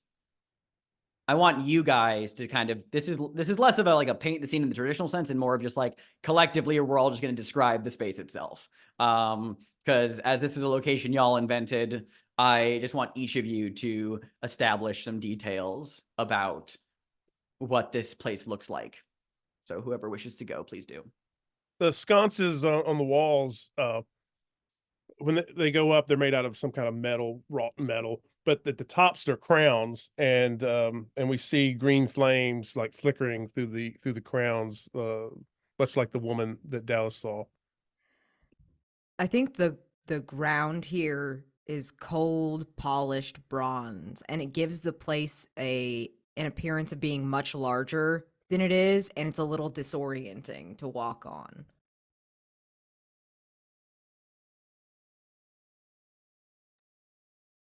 It is cold. The echoes in the room have echoes themselves. And even though it kind of feels like it's an enclosed room, it sounds cavernous.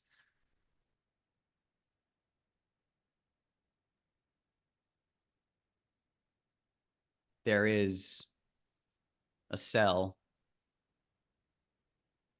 where Hank McBride is sitting inside. I think we need a scene between Rodrick and Hank just for like a little bit because Ellis can kind of step at the back just because I don't want to make Daniel jump between them so easily. If you just guys want to have a... So what does Rodrick do when he sees Hank in his cell? He has this plan of he's going to be very professional about this and he's going to be, all right, in and out, no problem. He's got this. And all of that leaves his brain as soon as he sees Hank alive.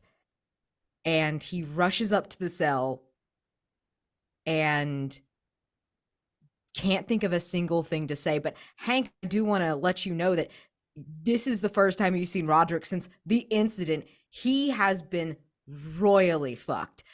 I mean, he looks rough right now like everyone else does. They all are dirty and tired and probably covered in a little bit of swamp mud. But the entire, like, a whole half of his body has just been burnt. Just, it was down to the bone. But he runs up to the... Are there bars? What is this cell look like? I think it's like this like weird like lattice work cage of strange metal. Yeah. Yeah, he runs up to that and immediately like starts like trying to shake for a door, and he looks to Hank and he's like, "Holy shit, you're really here." Hank looks up and he's like, he looks to the voice and he's like, Rodrick, is this Costa Rica? Where are we?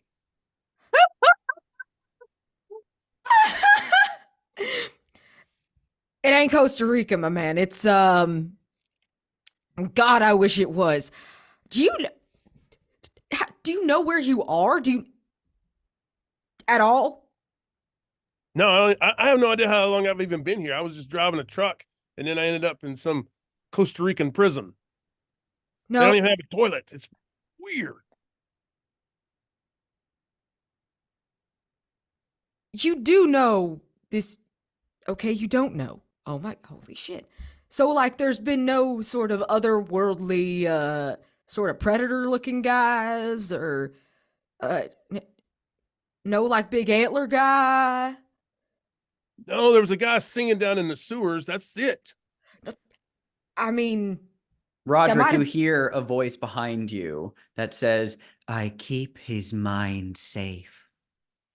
and he whips around. Floating against the back of the chamber in like a strange alcove is the woman in the white gown with the circlet of green flame around her brow, featureless face, just floating there, just ethereally, as if she were underwater.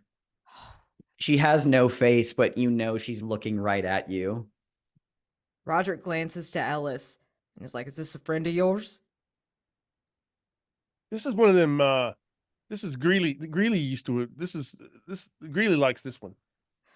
Okay, friend of Greeley's is a friend of mine. So you what, make him think he's in Costa Rica or some shit? I make him perceive the bare minimum. I give him the mind of something small and easy to forget. I allow him to not be burdened by the weight of this space. That's it's real nice of you, I guess. Do so can we just get out of here? Do you coming with us? What's the As you're saying this, there is a lot of noise as the rest of the gang makes it up here as well and comes barreling in through the door. Before we can see who they are, Roderick has like, because I still have a gun in my inventory, he whips again to the sound and he's got a gun drawn and he's like, holy fuck, you guys are loud as shit. What are you, Mike? Oh shit. Oh, Mike, okay. Hi. Hi. Why are you in pajama? I may have met God, and I don't know what his fashion choices are. So Okay. things are gonna get better for me. I think. My mind might become more Swiss cheese, That like briefly, but then it'll fix itself. Oh, God promised okay. me that. Okay. I won't. You know what? Cool. I am glad you met God. I just met a lady who is friends with our frog friend and I guess makes Hank think he's in Costa Rica. So what the fuck? Dallas, do you survive this whole thing? I'm kind of impressed. Yeah, we did fine. There's kind of like there's a big Cajun man back behind us, and I think he turned into an alligator at one point when I was getting dragged away by Mike. Okay. I don't know. I think we need to leave. Yeah, I Oh, Ellis, good to see you. Let's roll. And, Hank? yeah, he thinks he's in Costa Rican jail. Don't worry about it. Hank, we're breaking you out of Costa Rica jail. I would just again like to take this opportunity, Mr. Dallas Bartmoss, to thank you for all that you've done for the White Mountain National Forest. I'm so happy, and just to make sure that we have a deeper connection on a more personal level, we're gonna get. I've got a go fast boat for us. We're gonna have mojitos. It's gonna be like a Miami Vice. It'll be fantastic. Absolutely. You cannot leave that easy, Oh. Says who? says the laws of this realm.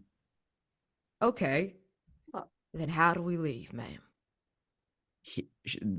The ghostly figure looks at Hank in his cell and says, The claim on him is held tight. One cannot easily remove this prisoner. However, there must be a prisoner. There must be one who occupies this cell. Its old inhabitant took him for part of this purpose. You know of whom I speak. You will not be able to make it out alive unless you return him to his prison with me, where his power is dim. and this is the final complication for fuck. the mystery. Carnonos must be imprisoned in this tower once more, sealed, since he has, in part of his plans over however knows how long, escaped, built his power, has been working. Whatever cosmic forces are at play, you don't fucking know the context here, but if that's all it takes to get out of here, so be it. This is going to be a dangerous move from every single person here. Every single person here. And it will share a collective, it's worse than that. Because if you fail in your part of whatever you do here, you're not making it out of here. You die. That's whatever that looks like. We'll talk about it then. As for the individual little things of what you might be like, afraid of, sure, you can each contextualize those. But the broad, we're all sharing the like, you're not making it out of here. So going in character keeper order, I'd like you to tell me how you plan to contribute to this final leg of the rescue. And then we will each roll and build those pools from there. So starting with Rodrick, what is Roderick's contribution to the final leg of the rescue with somehow seeing Carnonos trapped in Hank's cage? I think Roderick's first inclination is to try to lure Carnon, like to guide him a certain way, like to give chase, to give something chase. That's sort of what he volunteers to do, unless someone, because he's got like a gun and tear gas canisters and a lot of sort of loud things that he's that's his idea. Gotcha. What is Mike planning to do? Mike has unusual powers. He will assure the path because like this place shifts and changes, and I shall provide consistency. What does Dallas do?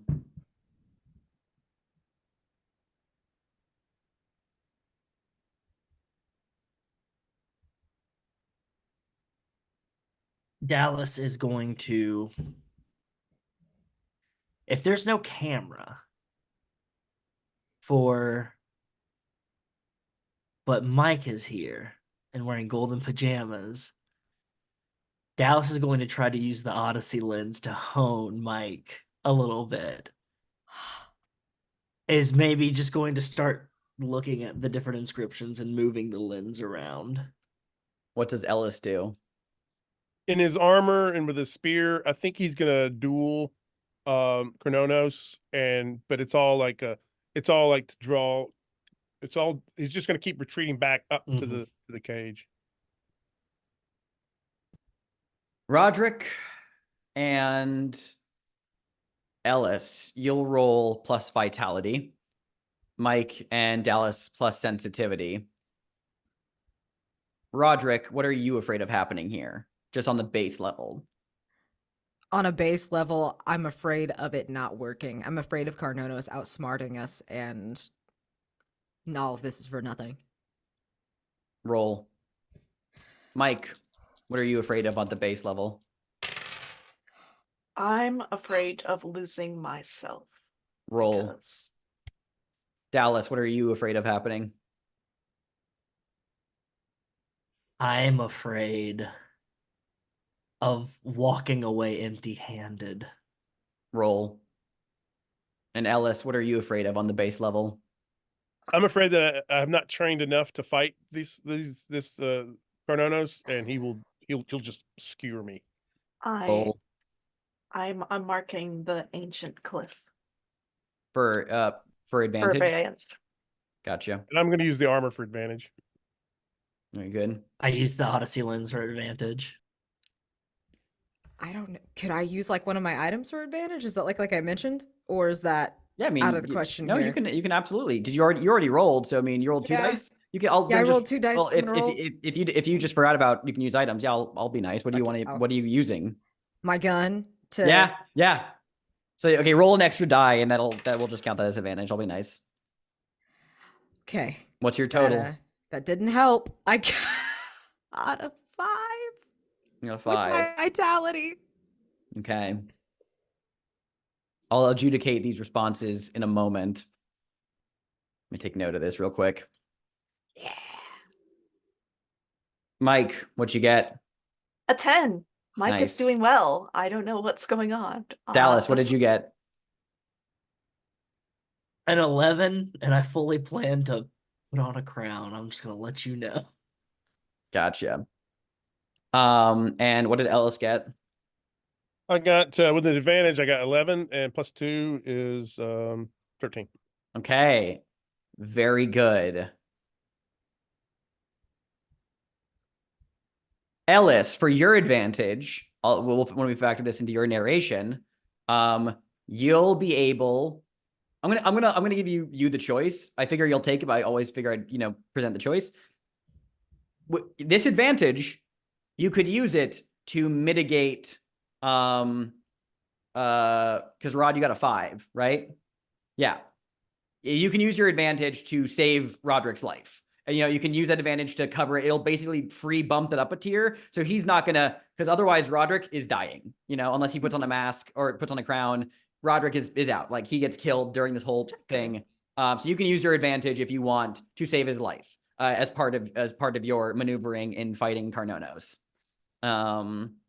Alternatively, you can, if Roderick would rather use a crown to bump it up, you can. I have 3 crowns, so I could bump it up. I'll leave the choice up to you if you want to use your advantage to help him, or we'll use an advantage for something else.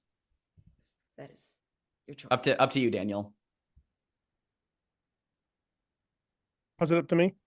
I'm saying, like, you can either spend your advantage to help save Michael or save Roderick, or Roderick will use one of his crowns to save himself, and you can just use that advantage in some other way. Yeah, I'm fine with that. Okay, okay, cool. Then we'll get back to that. Okay. First off, Roderick, you hear bang, bang, bang sounds of furious movement. And as you had descended the tower, you see a haggard Carnonos lumbering through the facility, bloodied, not necessarily with his blood, just wounded, lumbering, wielding the gnarliest weapon, a long polearm spearhead, like for gutting a boar, just holding that, lumbering down the hallway, staring you down. And you open fire, but God, it's not enough. We just see the Carnonos descends on you and rips your belly open, spears you through, and mounts your torso atop his antlers up above, letting your fresh blood and entrails drip down against his white mask as he relishes in the hunt.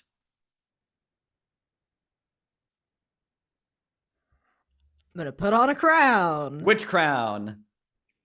I do have a question about, like, if I marked Peaks of Truth obsessed with the mountain, is that anything anymore? Not While we're really. here, Yeah, so you then- might as well just do the crown of the forest, so you get to do the Yeah, last last one. last little bit of lore. Yeah. Yeah. Cool. You want to narrate that right now? Yeah, I think actually this is the last thing Rodrick thinks about before he is gutted and mounted on the antlers of Carnonos.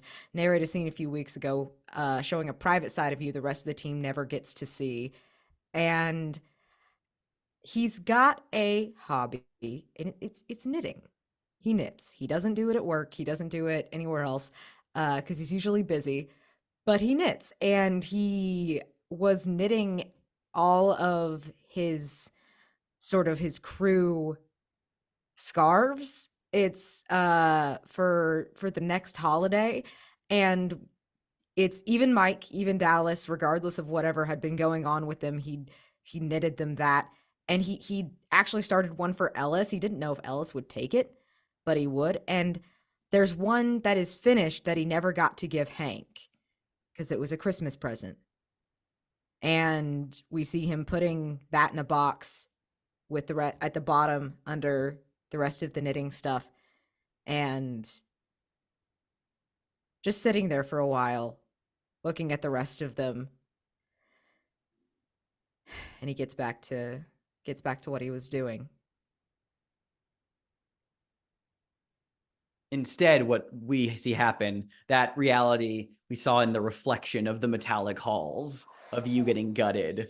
But in the present moment, you're reflecting back on your training, guiding him, drawing him, baiting him to fall into the trap with Ellis. Your complication from bumping that up, not that, conditions less so matter because this is really the final role of the game, but this will kind of like narratively color things for you. I'm going to say he's going to give you some sustaining injury, like something he gets to something on you that, like, whether it's going to leave like a permanent mark. So I'll let you decide if that's going to be like a limb or like an eye. I don't know. I'll let you decide. You can let us know here in a moment. But as part of that fight, you get a nasty wound. Ellis is there for the next part of the plan, armored up, ready to fight him down and have a fighting retreat up into the tower. Ellis, you got a 13. So just narrate this showdown with Carnonos. You, the survivor, your captor, the oppressor of this realm. Narrate the sequence.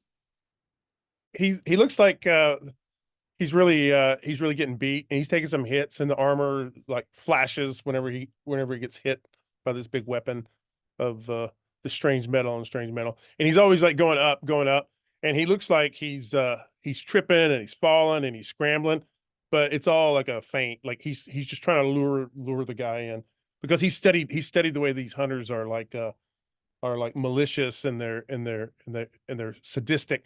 And so he knows that this is getting Carnonos like excited. And so he just keeps up the act as he gets closer and closer to the cage, deflecting, but then like it screaming out in pain when he's not really hurt. And all the while, Carnonos is bearing down on you, yelling, "And so you return to me, survivor.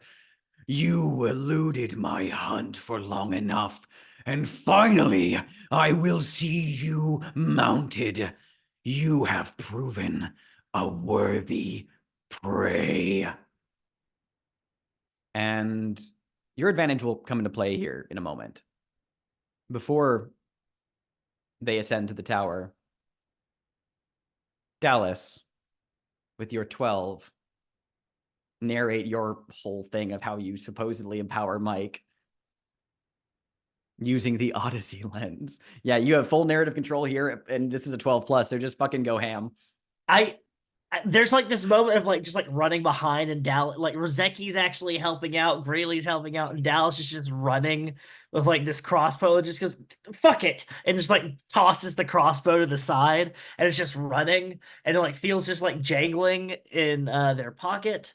And then like is like still running, but like slows down a little bit, pulls it out and sees the Odyssey lens, and then looks at Mike in all of his like wonder and everything with these golden pajamas and everything.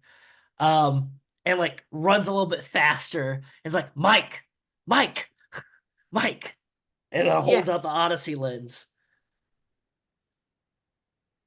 Eat it or something. I don't know. Is it what you did? What did you do with the camera? What camera? And The- that is what Mike forgets next. From the ancient cliffs. Nice. Shit. Just look through this. Just look through this. And I'm just gonna put it into Mike's hands and be like, there, take it. And just like running trips a little bit, catches themselves, and he's like, you got this. Running. Mike, you get to close us off with your 10. Mhm. Narrate the final showdown, how everything comes together and what happens to seal Carnonos and rescue Hank. I think it just as Mike is handed the Odyssey lens itself that turns on, and Mike is just running with it, unsure exactly what this thing is, but still holds it. I think as Carnonos comes into the frame of the Odyssey lens, it just starts to crack and break as before. But the power that is released is sort of leached into Mike as like the hallways, instead of it being like having multiple paths to twist off, each one is sealed shut by another as it funnels Carnonos into his cage. And instead of I think like as Carnonos is entering the cage itself shifts, instead of these like paltry wooden beams, it turns into iron bars, trying to like restrain Carnonos in chains and whatnot, just keeping him trapped in there forever. So what has happened since he got out never will happen again. Or at least not for a while. Yeah. As the screams of Carnonos echo out across the mountains of Verdigris, we cut to black. We're running over. We're approaching time, so we're gonna run over a little bit. We're gonna take a 5-minute break. During that time, I'd like you all to think about the epilogues for your characters. We'll each get to have a narrated epilogue, and then we will do, in lieu of stars and wishes, we will have just a kind of like post-campaign talk about this whole game and all the things we loved about and everything. We'll, stars obviously for this session, but yeah, just the whole thing. We're gonna have a little chat. So I will see you all after the break. In the time after you have resolved the mountain rescue, weeks, months, even years, we're gonna do character epilogues for whatever you want to establish with your character at the end, whatever note you want to end on. We're going to do this in any order. So whoever would like to do their epilogue first, you are welcome to start. I know can- mine pretty good. Okay. I got two. So the first one, we just see Hank on the beach in Pensacola, Florida. We see Wendy with him, but we don't know if she's visiting or if if they got back together. We don't know. But we do see her on the beach with him. And then we see Ellis and Greeley and what was the big guy's name from the village? Kenton. It was actually, Kenton, I was super funny. I was going to say that your extra advantage I was thinking about was giving you, Ellis, the ability to safely transit between worlds with no disorientation, really. So we see Kenton and Greeley and Ellis walking along a river. We don't know where the river is. It doesn't seem like it's a river on Earth or on in the mountains of Verdigris. And Kenton and Ellis are having a conversation about the Rolling Stones. And Ellis is saying, sympathy for the devil. He is the devil. And Kenton is like, my interpretation is that And Greeley's just listening to him talk about the Rolling Stones as they walk down this odd river.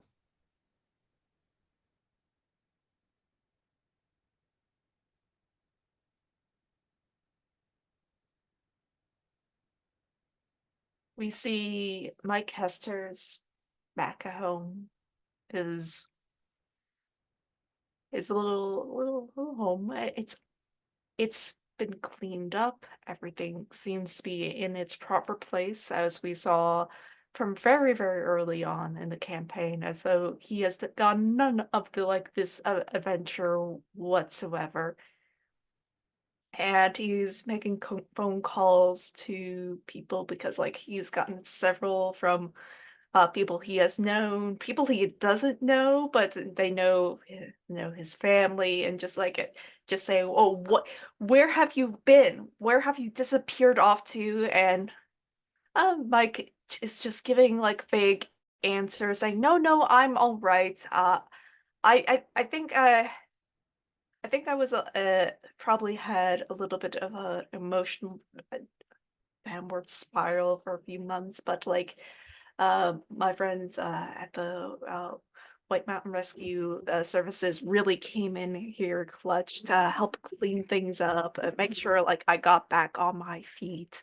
I think I was just having a bit of a midlife crisis about what I wanted to do, and frankly, here where I'm at, I really am where I need to be, but I'll come and visit. I think just being out in the woods by myself is something I do not need to be doing. I need people in my life, and it's all right.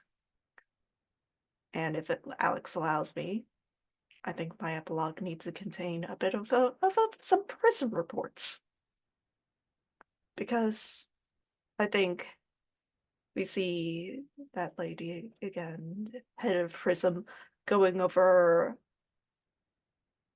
Mike Hestors' files. Instead of there being blackout to hide away confidential data, is a golden sharpie over several names. Anywhere Whateley has been mentioned at all has been crossed out. Anything supernatural happening with Mike Hestors has been crossed out. And it goes across several files that they have on Rodrick, anything concerning Mike has been crossed out. Anything that Dallas has done has been crossed out in regards to Mike. As though Mike himself was a perfectly normal man. But she can't help see the discrepancy, because she knows the one thing that has remained is that Mike Hestors, for some reason, stole a Prism car because they were investigating him, and that does not make sense for a normal man to do that.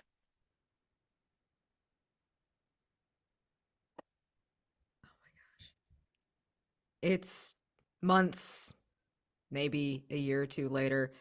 Rodrick has an eye patch, but he hasn't quit his job like he promised. He's still at the service station. He's feeding Hank Jr., who is doing well, and he's about to go teach. He's about to go teach a class on first aid in the wilderness. And after he's fed Hank Jr., and he passes by his desk with a postcard from Pensacola pinned to the backboard. And he realizes that he's actually happy where he is. He might go visit Hank in Pensacola, but he's not going anywhere. Someone has to do it. Someone has to stay here. And this is where he's supposed to be. He's not going to go out in the woods by himself, though. Not at all. He's taking Mike with him if Mike doesn't quit. And he really hopes Dallas stays. And he might recruit a few other volunteers. That program seemed to work out really, really well. But he never does his paperwork. He completely stops doing paperwork. no matter how much David Embargo bothers him about it.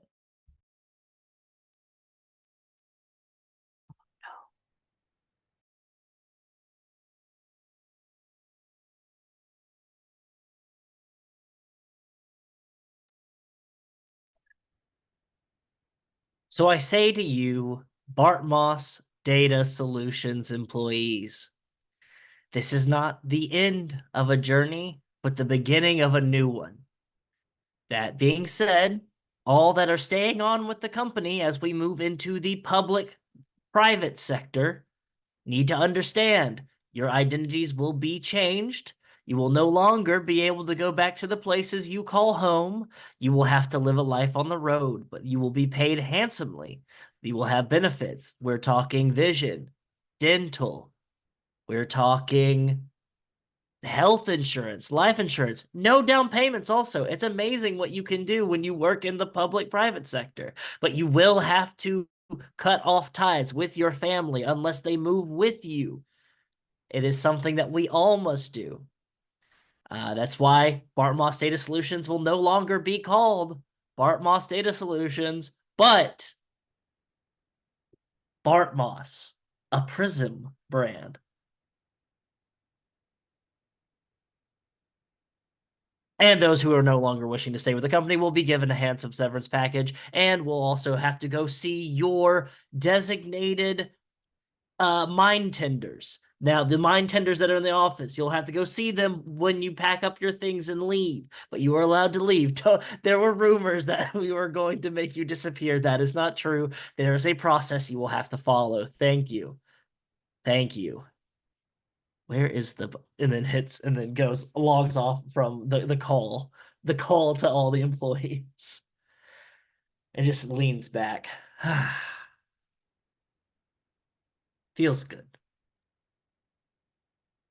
I suppose it does. An interesting speech. It's not like a speech. I was kind of just like talking to them, my employees. I kind of just like, I'm amongst them. Dallas, everything you say is a prepared speech. You cannot convince me otherwise. I saw you reading flashcards before starting that phone call. You are observant. I wouldn't have made it this far if I wasn't. Fair enough. Well then. She sips from her tea. I'm very pleased that you have agreed to continue your work for Prism. Acknowledging this is an interesting step I did not anticipate, but I am by no means displeased by. You tell me, Dallas, what do you want in this relationship? Well, Director, I have to be completely honest. Our original agreement was everything I've ever wanted. Be able to maintain my lifestyle and also, carve out a slice of life here. But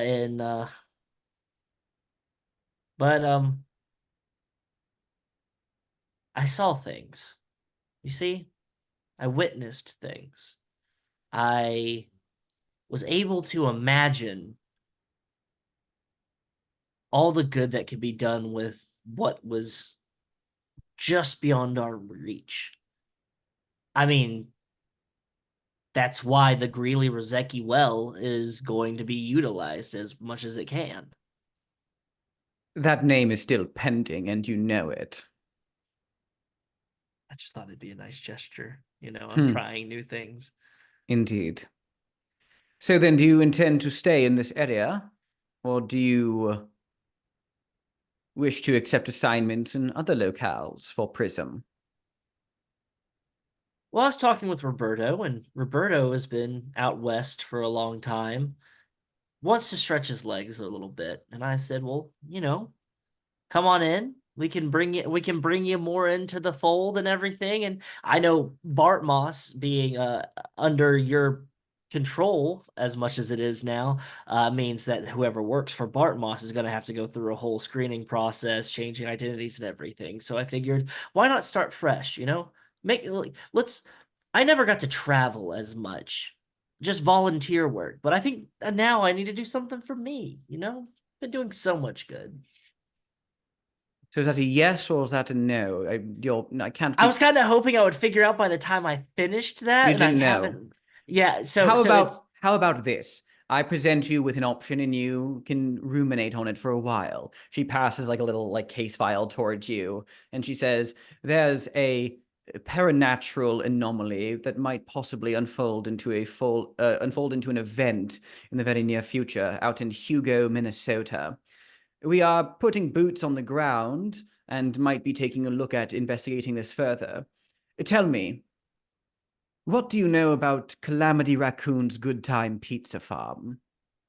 And that is the end of our campaign of White Mountain Rescue without a trace, bringing our whole story to a close. Wow. Yeah, we're gonna do stars and just a little bit of campaign chatter. Just whoever wants to kick things off, because I need a moment because I'm just kind of like lost in everything of this from this entire experience. So yeah, just wow. Whoever wants to kick things off and just let's keep things pretty simple just about this session first, and then we can move into like a little bit of chatter about the campaign as a whole. Hank McBride, pop. I don't know. Fucking Dayman Mike Hestors, pop. Like Special Agent Rodrick Lopps, pop.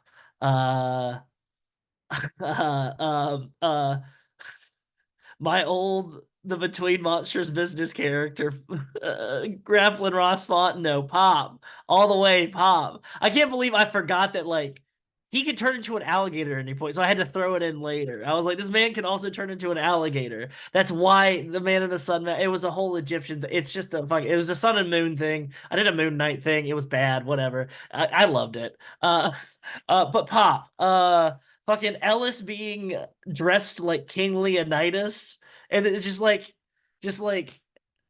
pop. Weird shit. We got all like cosmic and eldritch, but also like multiversal. Pop. That's it. That's all. I'm good. This is dope. Fucking teaser to fucking pizza time. Pop. Yeah. That's way better than Harry Styles being a comic book character that nobody knows showing up at the end of the movie. So pop. Yeah. Oh my god, yeah, the pizza time thing. Holy shit. All of your references, Alex, to all of these other worlds and other campaigns is just delicious, delicious, delicious. Everything in this entire thing was delicious. I really loved your Carnonos voice, Alex. That laugh was ooh. I love it. I love it. So good. I love your voice acting. Oh my god. This entire thing was so good. Dallas's everything. The whole way you did the prism thing, the way you wrapped up that story was so beautiful, so appropriate. I love the speeches, and the pushing the doors open like Aragorn to make a speech. That was my favorite. And also your other character, the alligator man. I love this. Oh my god. And Mike choosing to be Mike Hestors was so good. That was so fun. I think I met God was a very good way to explain this whole thing. It was absolutely just immaculate. And Daniel, both Hank and Ellis, just oh my gosh. Well, hey, you played two characters. That's always hard, and you did such a good job. I love Hank thinking he was in a Costa Rican prison. That was really good. I love Ellis's everything all the time. I love that his epilogue was discussing the Rolling Stones with Kenton, was it? Yes, and Greeley. Oh my god. I love that Hank got to go to Pensacola. This was all fabulous. This was fabulous. Stars to everybody for all of your wild descriptions and for this beautiful, beautiful end to a campaign. Yeah, I've got echo a lot of the stars that being said. It's just like the references, like everything being tied up very, very neatly. I'm so glad that Rodrick is still a forest ranger after all of this. I'm I'm scared for the fate of the world because Bartmoss is now a subject of Prism. Like, I don't know what they're going to be going on about. I don't know what Dallas's end goals are. Like, he's thinking big picture here, and I don't know what they're going to be doing next, and that scares me.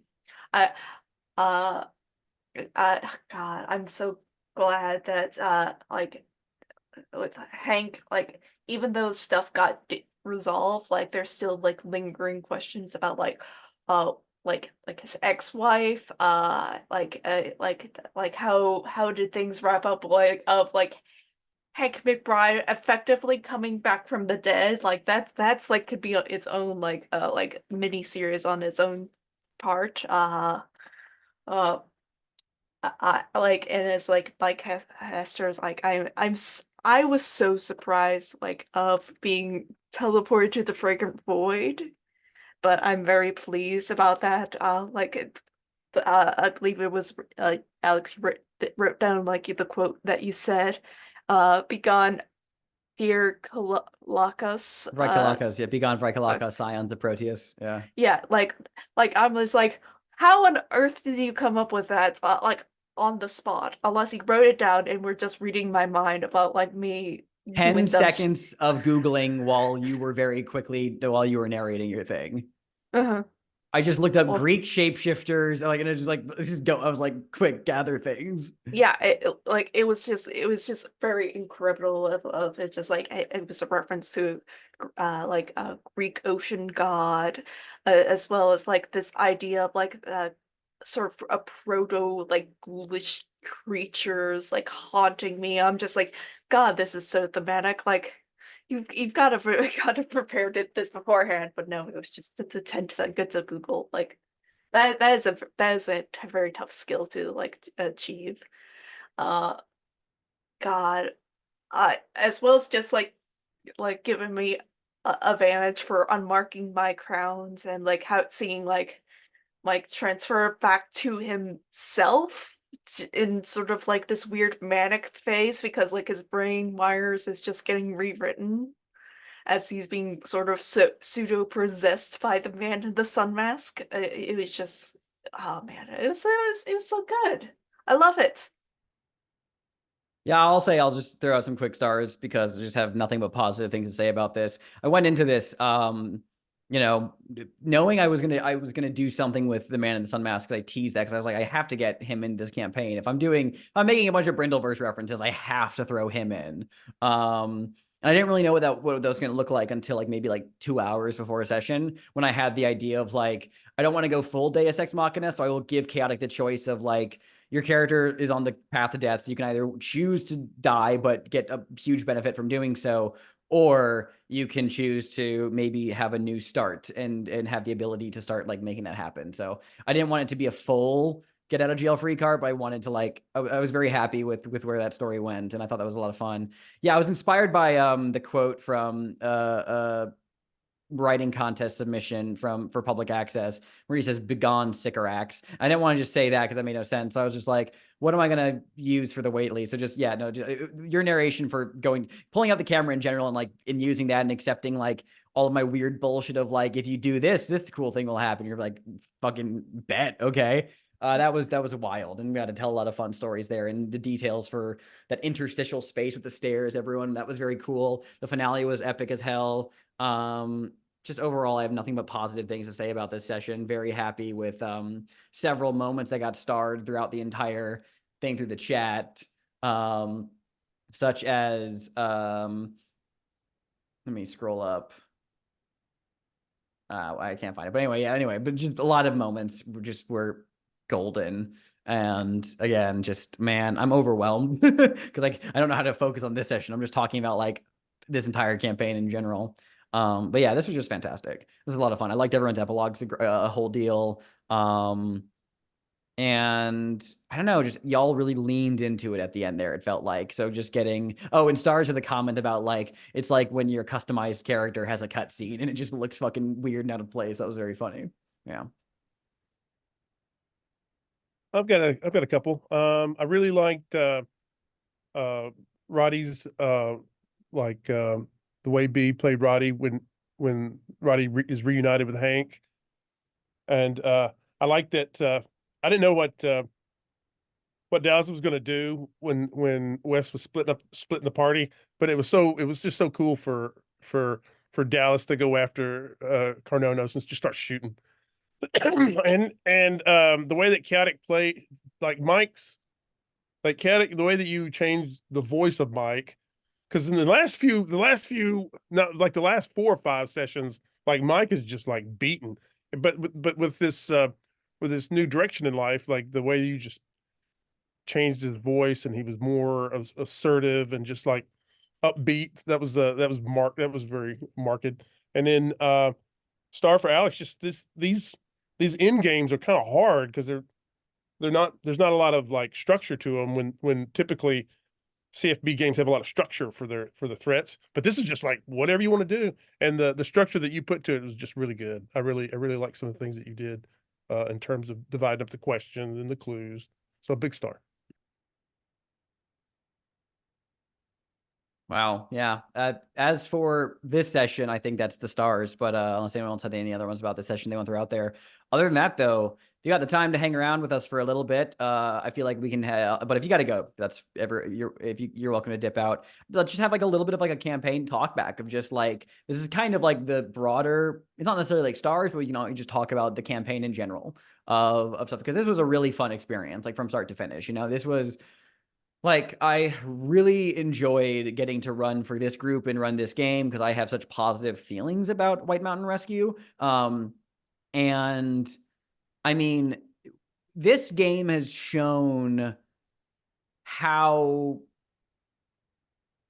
one campaign might go compared to like others, because when we started this game, I didn't have any inclinations towards Brindleverse fan service connections about aplenty. I didn't have any ideas about Prism. I didn't know that the Antler King was going to be called Carnonos. I just like I there were times when I was just like, I was inspired by things that you guys had said in game, and where I in between sessions I was like, okay, cool, well, I'm gonna take inspiration from Germanic and Celtic mythology and like give him the name of Carnonos and maybe allude to him being like a wild hunt kind of vibe. Like, and Carnonos is a reference to Carnonos is the Greek spelling of the Celtic god Cernunnos, which was like a horned, antlered god. And the stuff with Prism just came because like I had an idea just out of the blue one day, like in chat, of being like, here's a crazy theory for like how the Brindleverse, I was like, here's a crazy like Prism theory for like the Brindleverse concept. And I realized I was really into that. And I realized like, what if I create something called Prism? And I talked to like Wes very briefly about it, and like for the Benefactor, and Wes basically was just like, I don't want to know what that is. I want it to be external. So you come up with things. So then I was like, because I had alluded like Project Prism before. At that time, I did not know Prism was going to be an organization. I did not know that Lady Antonia was going to be the director of it.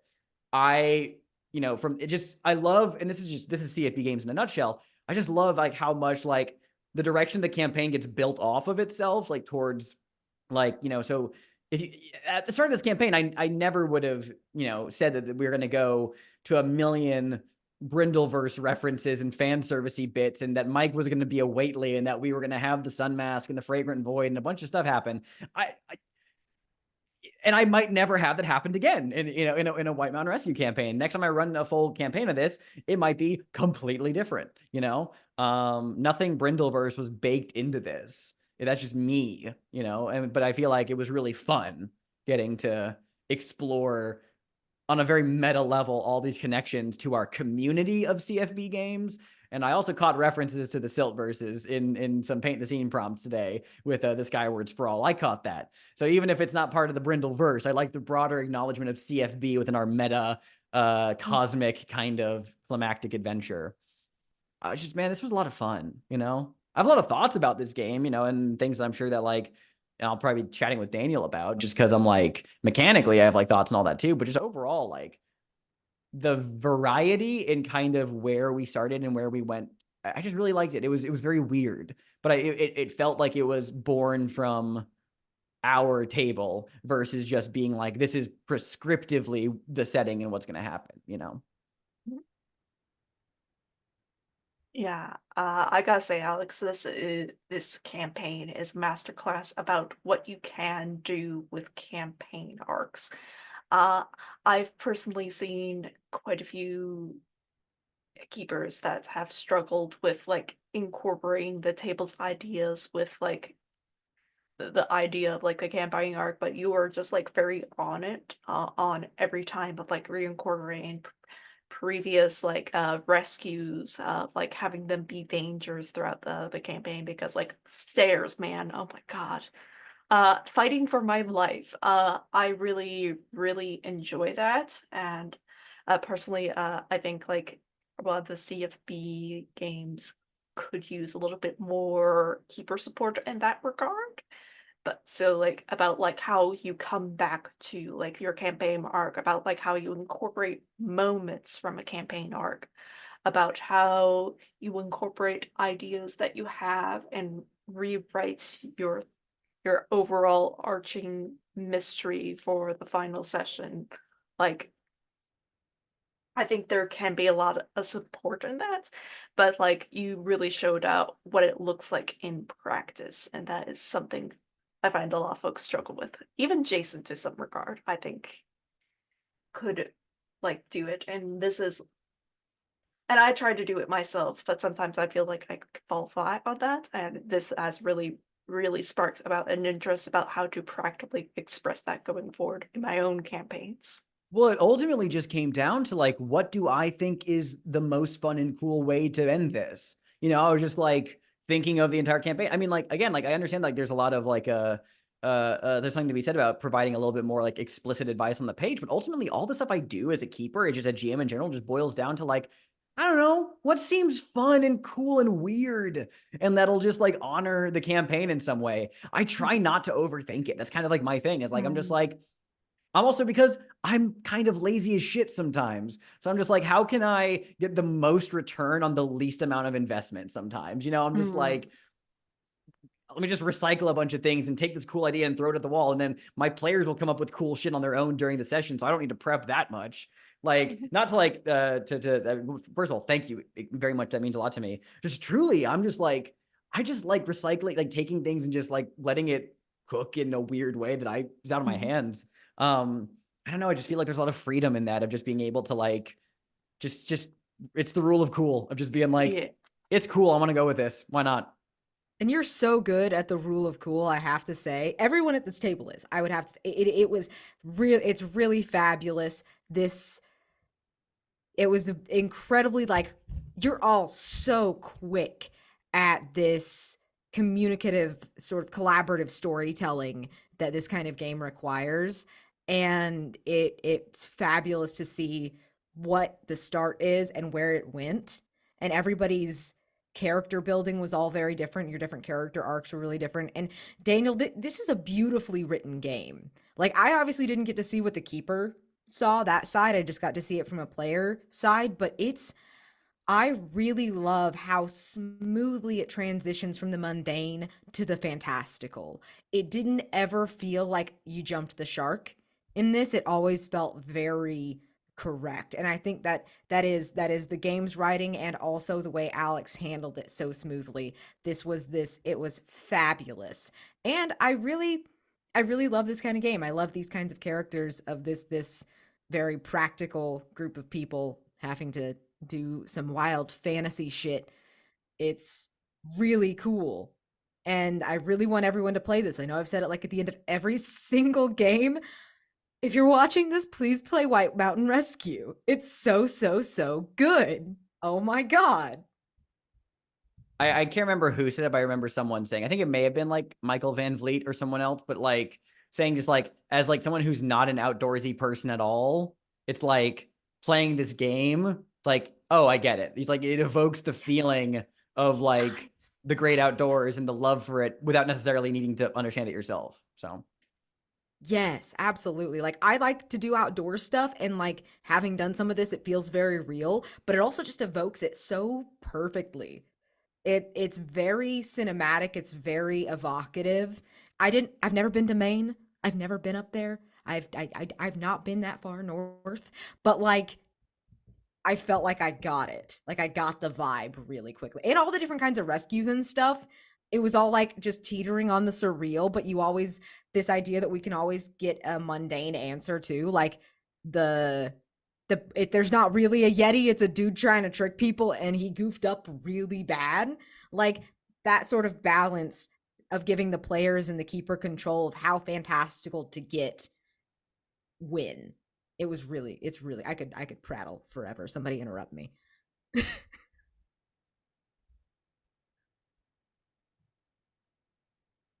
Or don't, I'll keep complimenting everyone and how fabulous you are.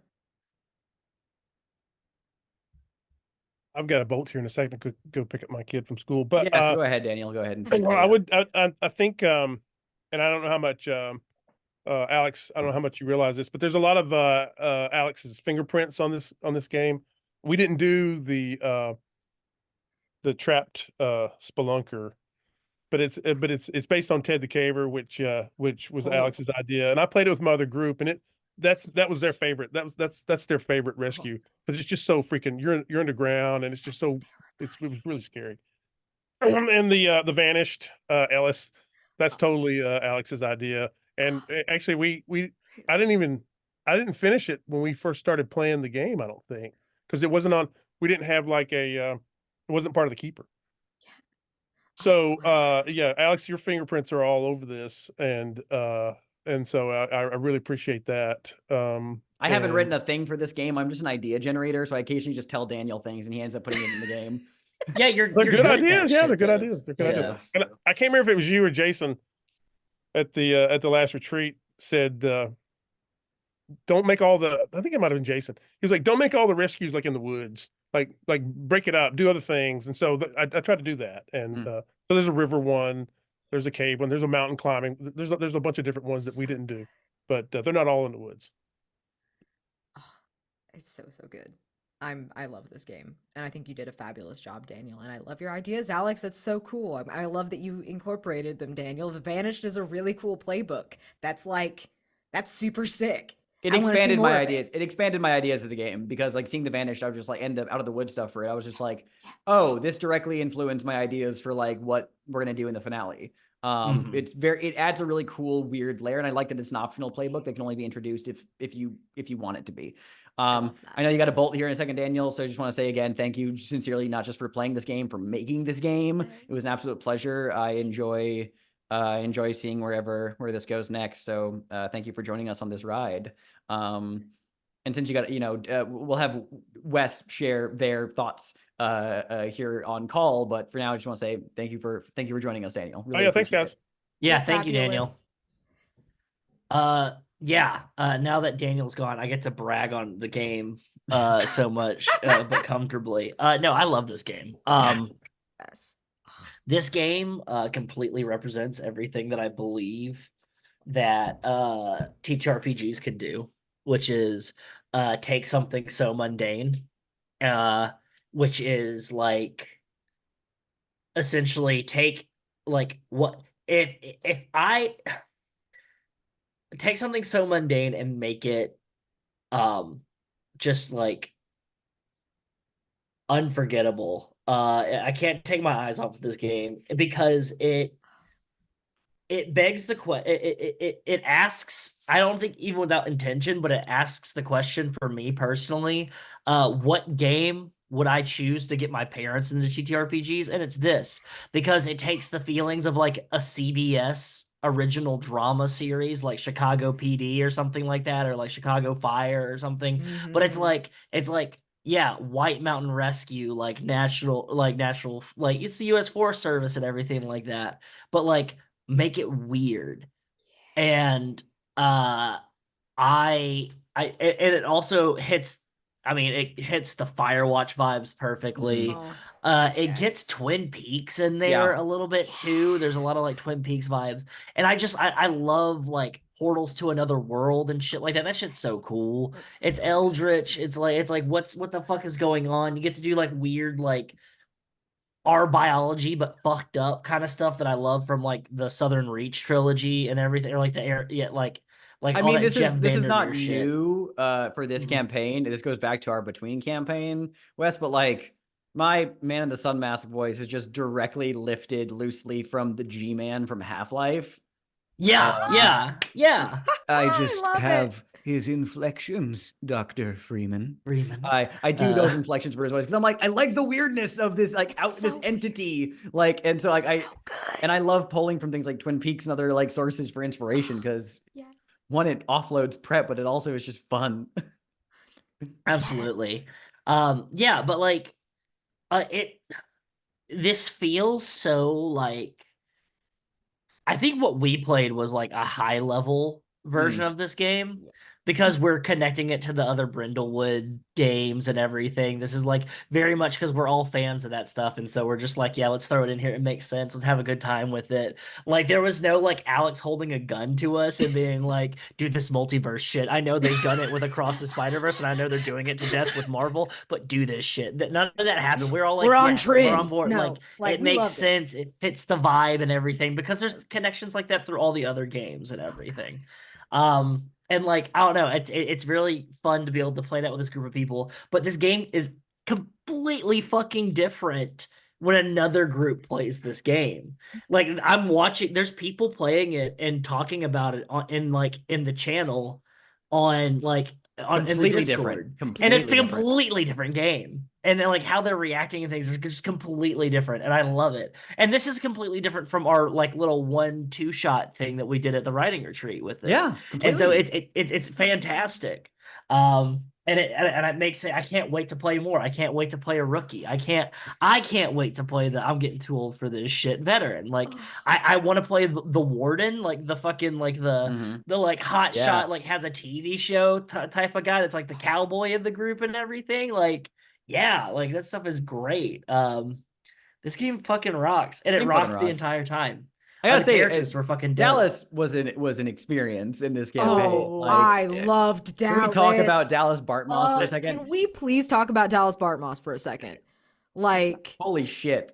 Just like one from the prepared level of presentational corporate douchebaggery, like was so enjoyable. But like, it's just like there's so much Dallas, but like genuinely whiplash. I mean this is positively character whiplash because like he was, they were constantly going in different directions, but not in a way that felt incoherent to the character. Like went from being like kind of just a douchebag to being like kind of sinister to being like at times like genuinely like a sympathetic person, and then also at times utterly ridiculous. Storms into the palace of a fucking extra dimensional god being like, I represent Prism and you're all under arrest. Like it's so good. Dallas not knowing any like what is the protocol for this thing whatsoever. It's just like fuck it, we ball. And actually, this brings up a different question, not related to Dallas. B, you have the least amount of CFB experience of the group, and like. Right, yeah, no, and that's it. It was just like I'm so fascinated by your perception of not just this campaign, but like we did so much fan service references to things you haven't played yet. Like you have, if I recall correctly, you haven't played The Between. So you have no experience with the Whateley camera, the Man in the Sun mask, all of it, all these callbacks. I'm so fascinated by like your thought process on being kind of like a bit of like the person on the outside to all of these references, because like it seemed like you still like got as excited, if not more, for them than the rest of us. Because like it took me about 2 seconds to realize when something was a reference, not just because of the reactions of everyone else, but because there was a certain like flavor to it that I could tell you were weaving in from other stories. And then I started recognizing like, oh, this has already been referenced here. And it's more this like, I was so excited about how masterfully like smooth it was done. It felt like it was baked into the world. Like it never felt like you were like pulling from something that I was like, that doesn't make any sense. What the fuck? And so I have this outside knowledge of these things. I obviously know I've read the books. I haven't like played it. So it's not this like super deep knowledge of it, but it's more like I was very excited to see how you crafted this multiverse, because I know that's really hard to do in a smooth way. And then I got to see how everyone else used this because they've all played these big campaigns and they're like, oh, I know not only who the Whateleys are, I know what the Whateley camera is, and I'm going to do some buck wild shit with it because I know what it is. And oh my gosh, that was just so cool. So even as an outsider from the CFB experience level, being a real noob here, it was really cool. It was really cool, and it made me excited to play more of it. Like it made me really, really like I obviously want to play more of these games. Like it's a fabulous system. Everyone go play a CFB game, but like it made me more excited to dip into those other multiverses, those other stories. Fun fact, Yeah. just as a side tangent, Kate, I'll let you go off here in a second. Just regarding the word multiverse, I am somewhat multiverse. Like I don't like using the word because I feel like it's just been so overused. Yeah. And it's like, but at the same time, it's like I wish there was a better word for like the kind of like multiple extra dimensions, different worlds, different realities thing Yeah. that felt more cosmic and like eldritch than just Yes. multiverse. Funny enough, this is where the joke I did 2 sessions ago with the PRISM presentation of what's the M stand for that's classified. When I made the PRISM acronym, because I made the acronym first. I made PRISM. I was like, what does that stand for? And then I was Awesome. like, Paranatural Reality Investigation Sector. That alone. And I was like, what the fuck does the M stand for? And like, one of our, a fellow community member friend of mine, Steph, in the Discord server, who I play public access with. So like of the multiverse, and I'm like, yeah, I guess that's technically true, but also I don't like the energy that brings to. I'm like, blah, blah, blah, blah. So I have actually never solidified what the M in PRISM stands for. So I've just leaned into that by being like, that part is classified. Of these, I think Classified. that's classified. So one day I'll figure it out. But yeah. They have a special word that's not multiverse, but it means multiverse, and it starts Don't with know. an M. You don't need to know it. Yeah. You don't have the security clearance. So go ahead, Kat, with whatever you're going to say. Yeah, I think like just general like the reason why it works really well and seems very cohesive is because like many of like the writers for CFB games are like the same few people. Like Jason has like written like all like majority of the publications, like Brindlewood Bay, The Between, Public Access. He was also a principal writer for Ghost of El Paso, along with Daniel, who initially started Ghost of El Paso. He was the editor for The Silt Forces. Like again, like we see like a bunch of like people who wrote stuff for The Between, also wrote stuff for Public Access. It's cohesive because like the same community is engaging with all this material at once. I think this particular game, I do agree, like it's accessible to like parents because like not only is it is the Yes. like least weird of like the CFB games, it's the least horrifying. Like even Brindlewood Bay, like late game Brindlewood Bay is super scary. Like whereas this like it felt spooky, but like a lot of like the spookiness But it's came like from more in you this. It's like it's also like the more of like the Stranger Things kind of horror. Yeah. Like it's like extra dimensional, Yeah. but like not necessarily like Cenobites, Hellraiser Yeah. kind of. It was like it's like we're dealing with like very cool like Mhm. 80s like Mhm. extra dimensional Jim Henson kind of. I was about to say, yeah, it's that high fantasy. It's like heavy Mhm. metal. I don't know if you've all seen Yeah. that. Heavy Yeah. metal, yeah. Heavy metal is 100%. what I kept going back to. Like Wizards 1977, heavy metal, yeah. Yes. Yes. Yeah, Fuck yeah. like yeah, it was like I think like the major like terrifying aspects were just coming from you, Alex, rather than the game itself, because I can really see like a lot of the horror elements being cut out of this game and the game's still working. Mhm. Oh, absolutely. So whereas like at a certain point in Brindlewood Bay, I don't see that working if you try to remove a lot of the horror elements. So it's a very interesting take, and I look forward to more CFB games experience like doing genre shifts. Because like I'm interested in it, but like I'm not sure where it could go outside of Mhm. like the mystery genre. Sure. Because I'm very curious about it and very nervous. Well, we know it can work extremely well for heists because we got Planet Ray Gun coming out soon. That's true. Enough that it made me start rethinking a lot of stuff about Good Yeah. Girls Go Bad, Yeah. which is just the show Good Girls but with demons and Mm. and heists. Yeah. What? Like Oh, I Yeah. love it. I need to do I do intend to do a full campaign of Planet Ray Gun at some point because it's just I'm also so in love with that system. it's so good. Oh wow. It's so cool. Oh my gosh, yes. I could gush about this game and this group Mm-hmm. for Group was a ever. delight. Absolute The- delight. the dynamic everybody had is so good. I mean, I just love playing with Wes and Chaotic by default because I got to do Brindlewood Bay and the Silt verses with them, and I've played other games with Wes a bunch. This is my first time playing with you, Benar, and I fucking love playing with you. Holy fucking shit! my God. I'm very excited to continue to game together because I thoroughly enjoy having you at the table.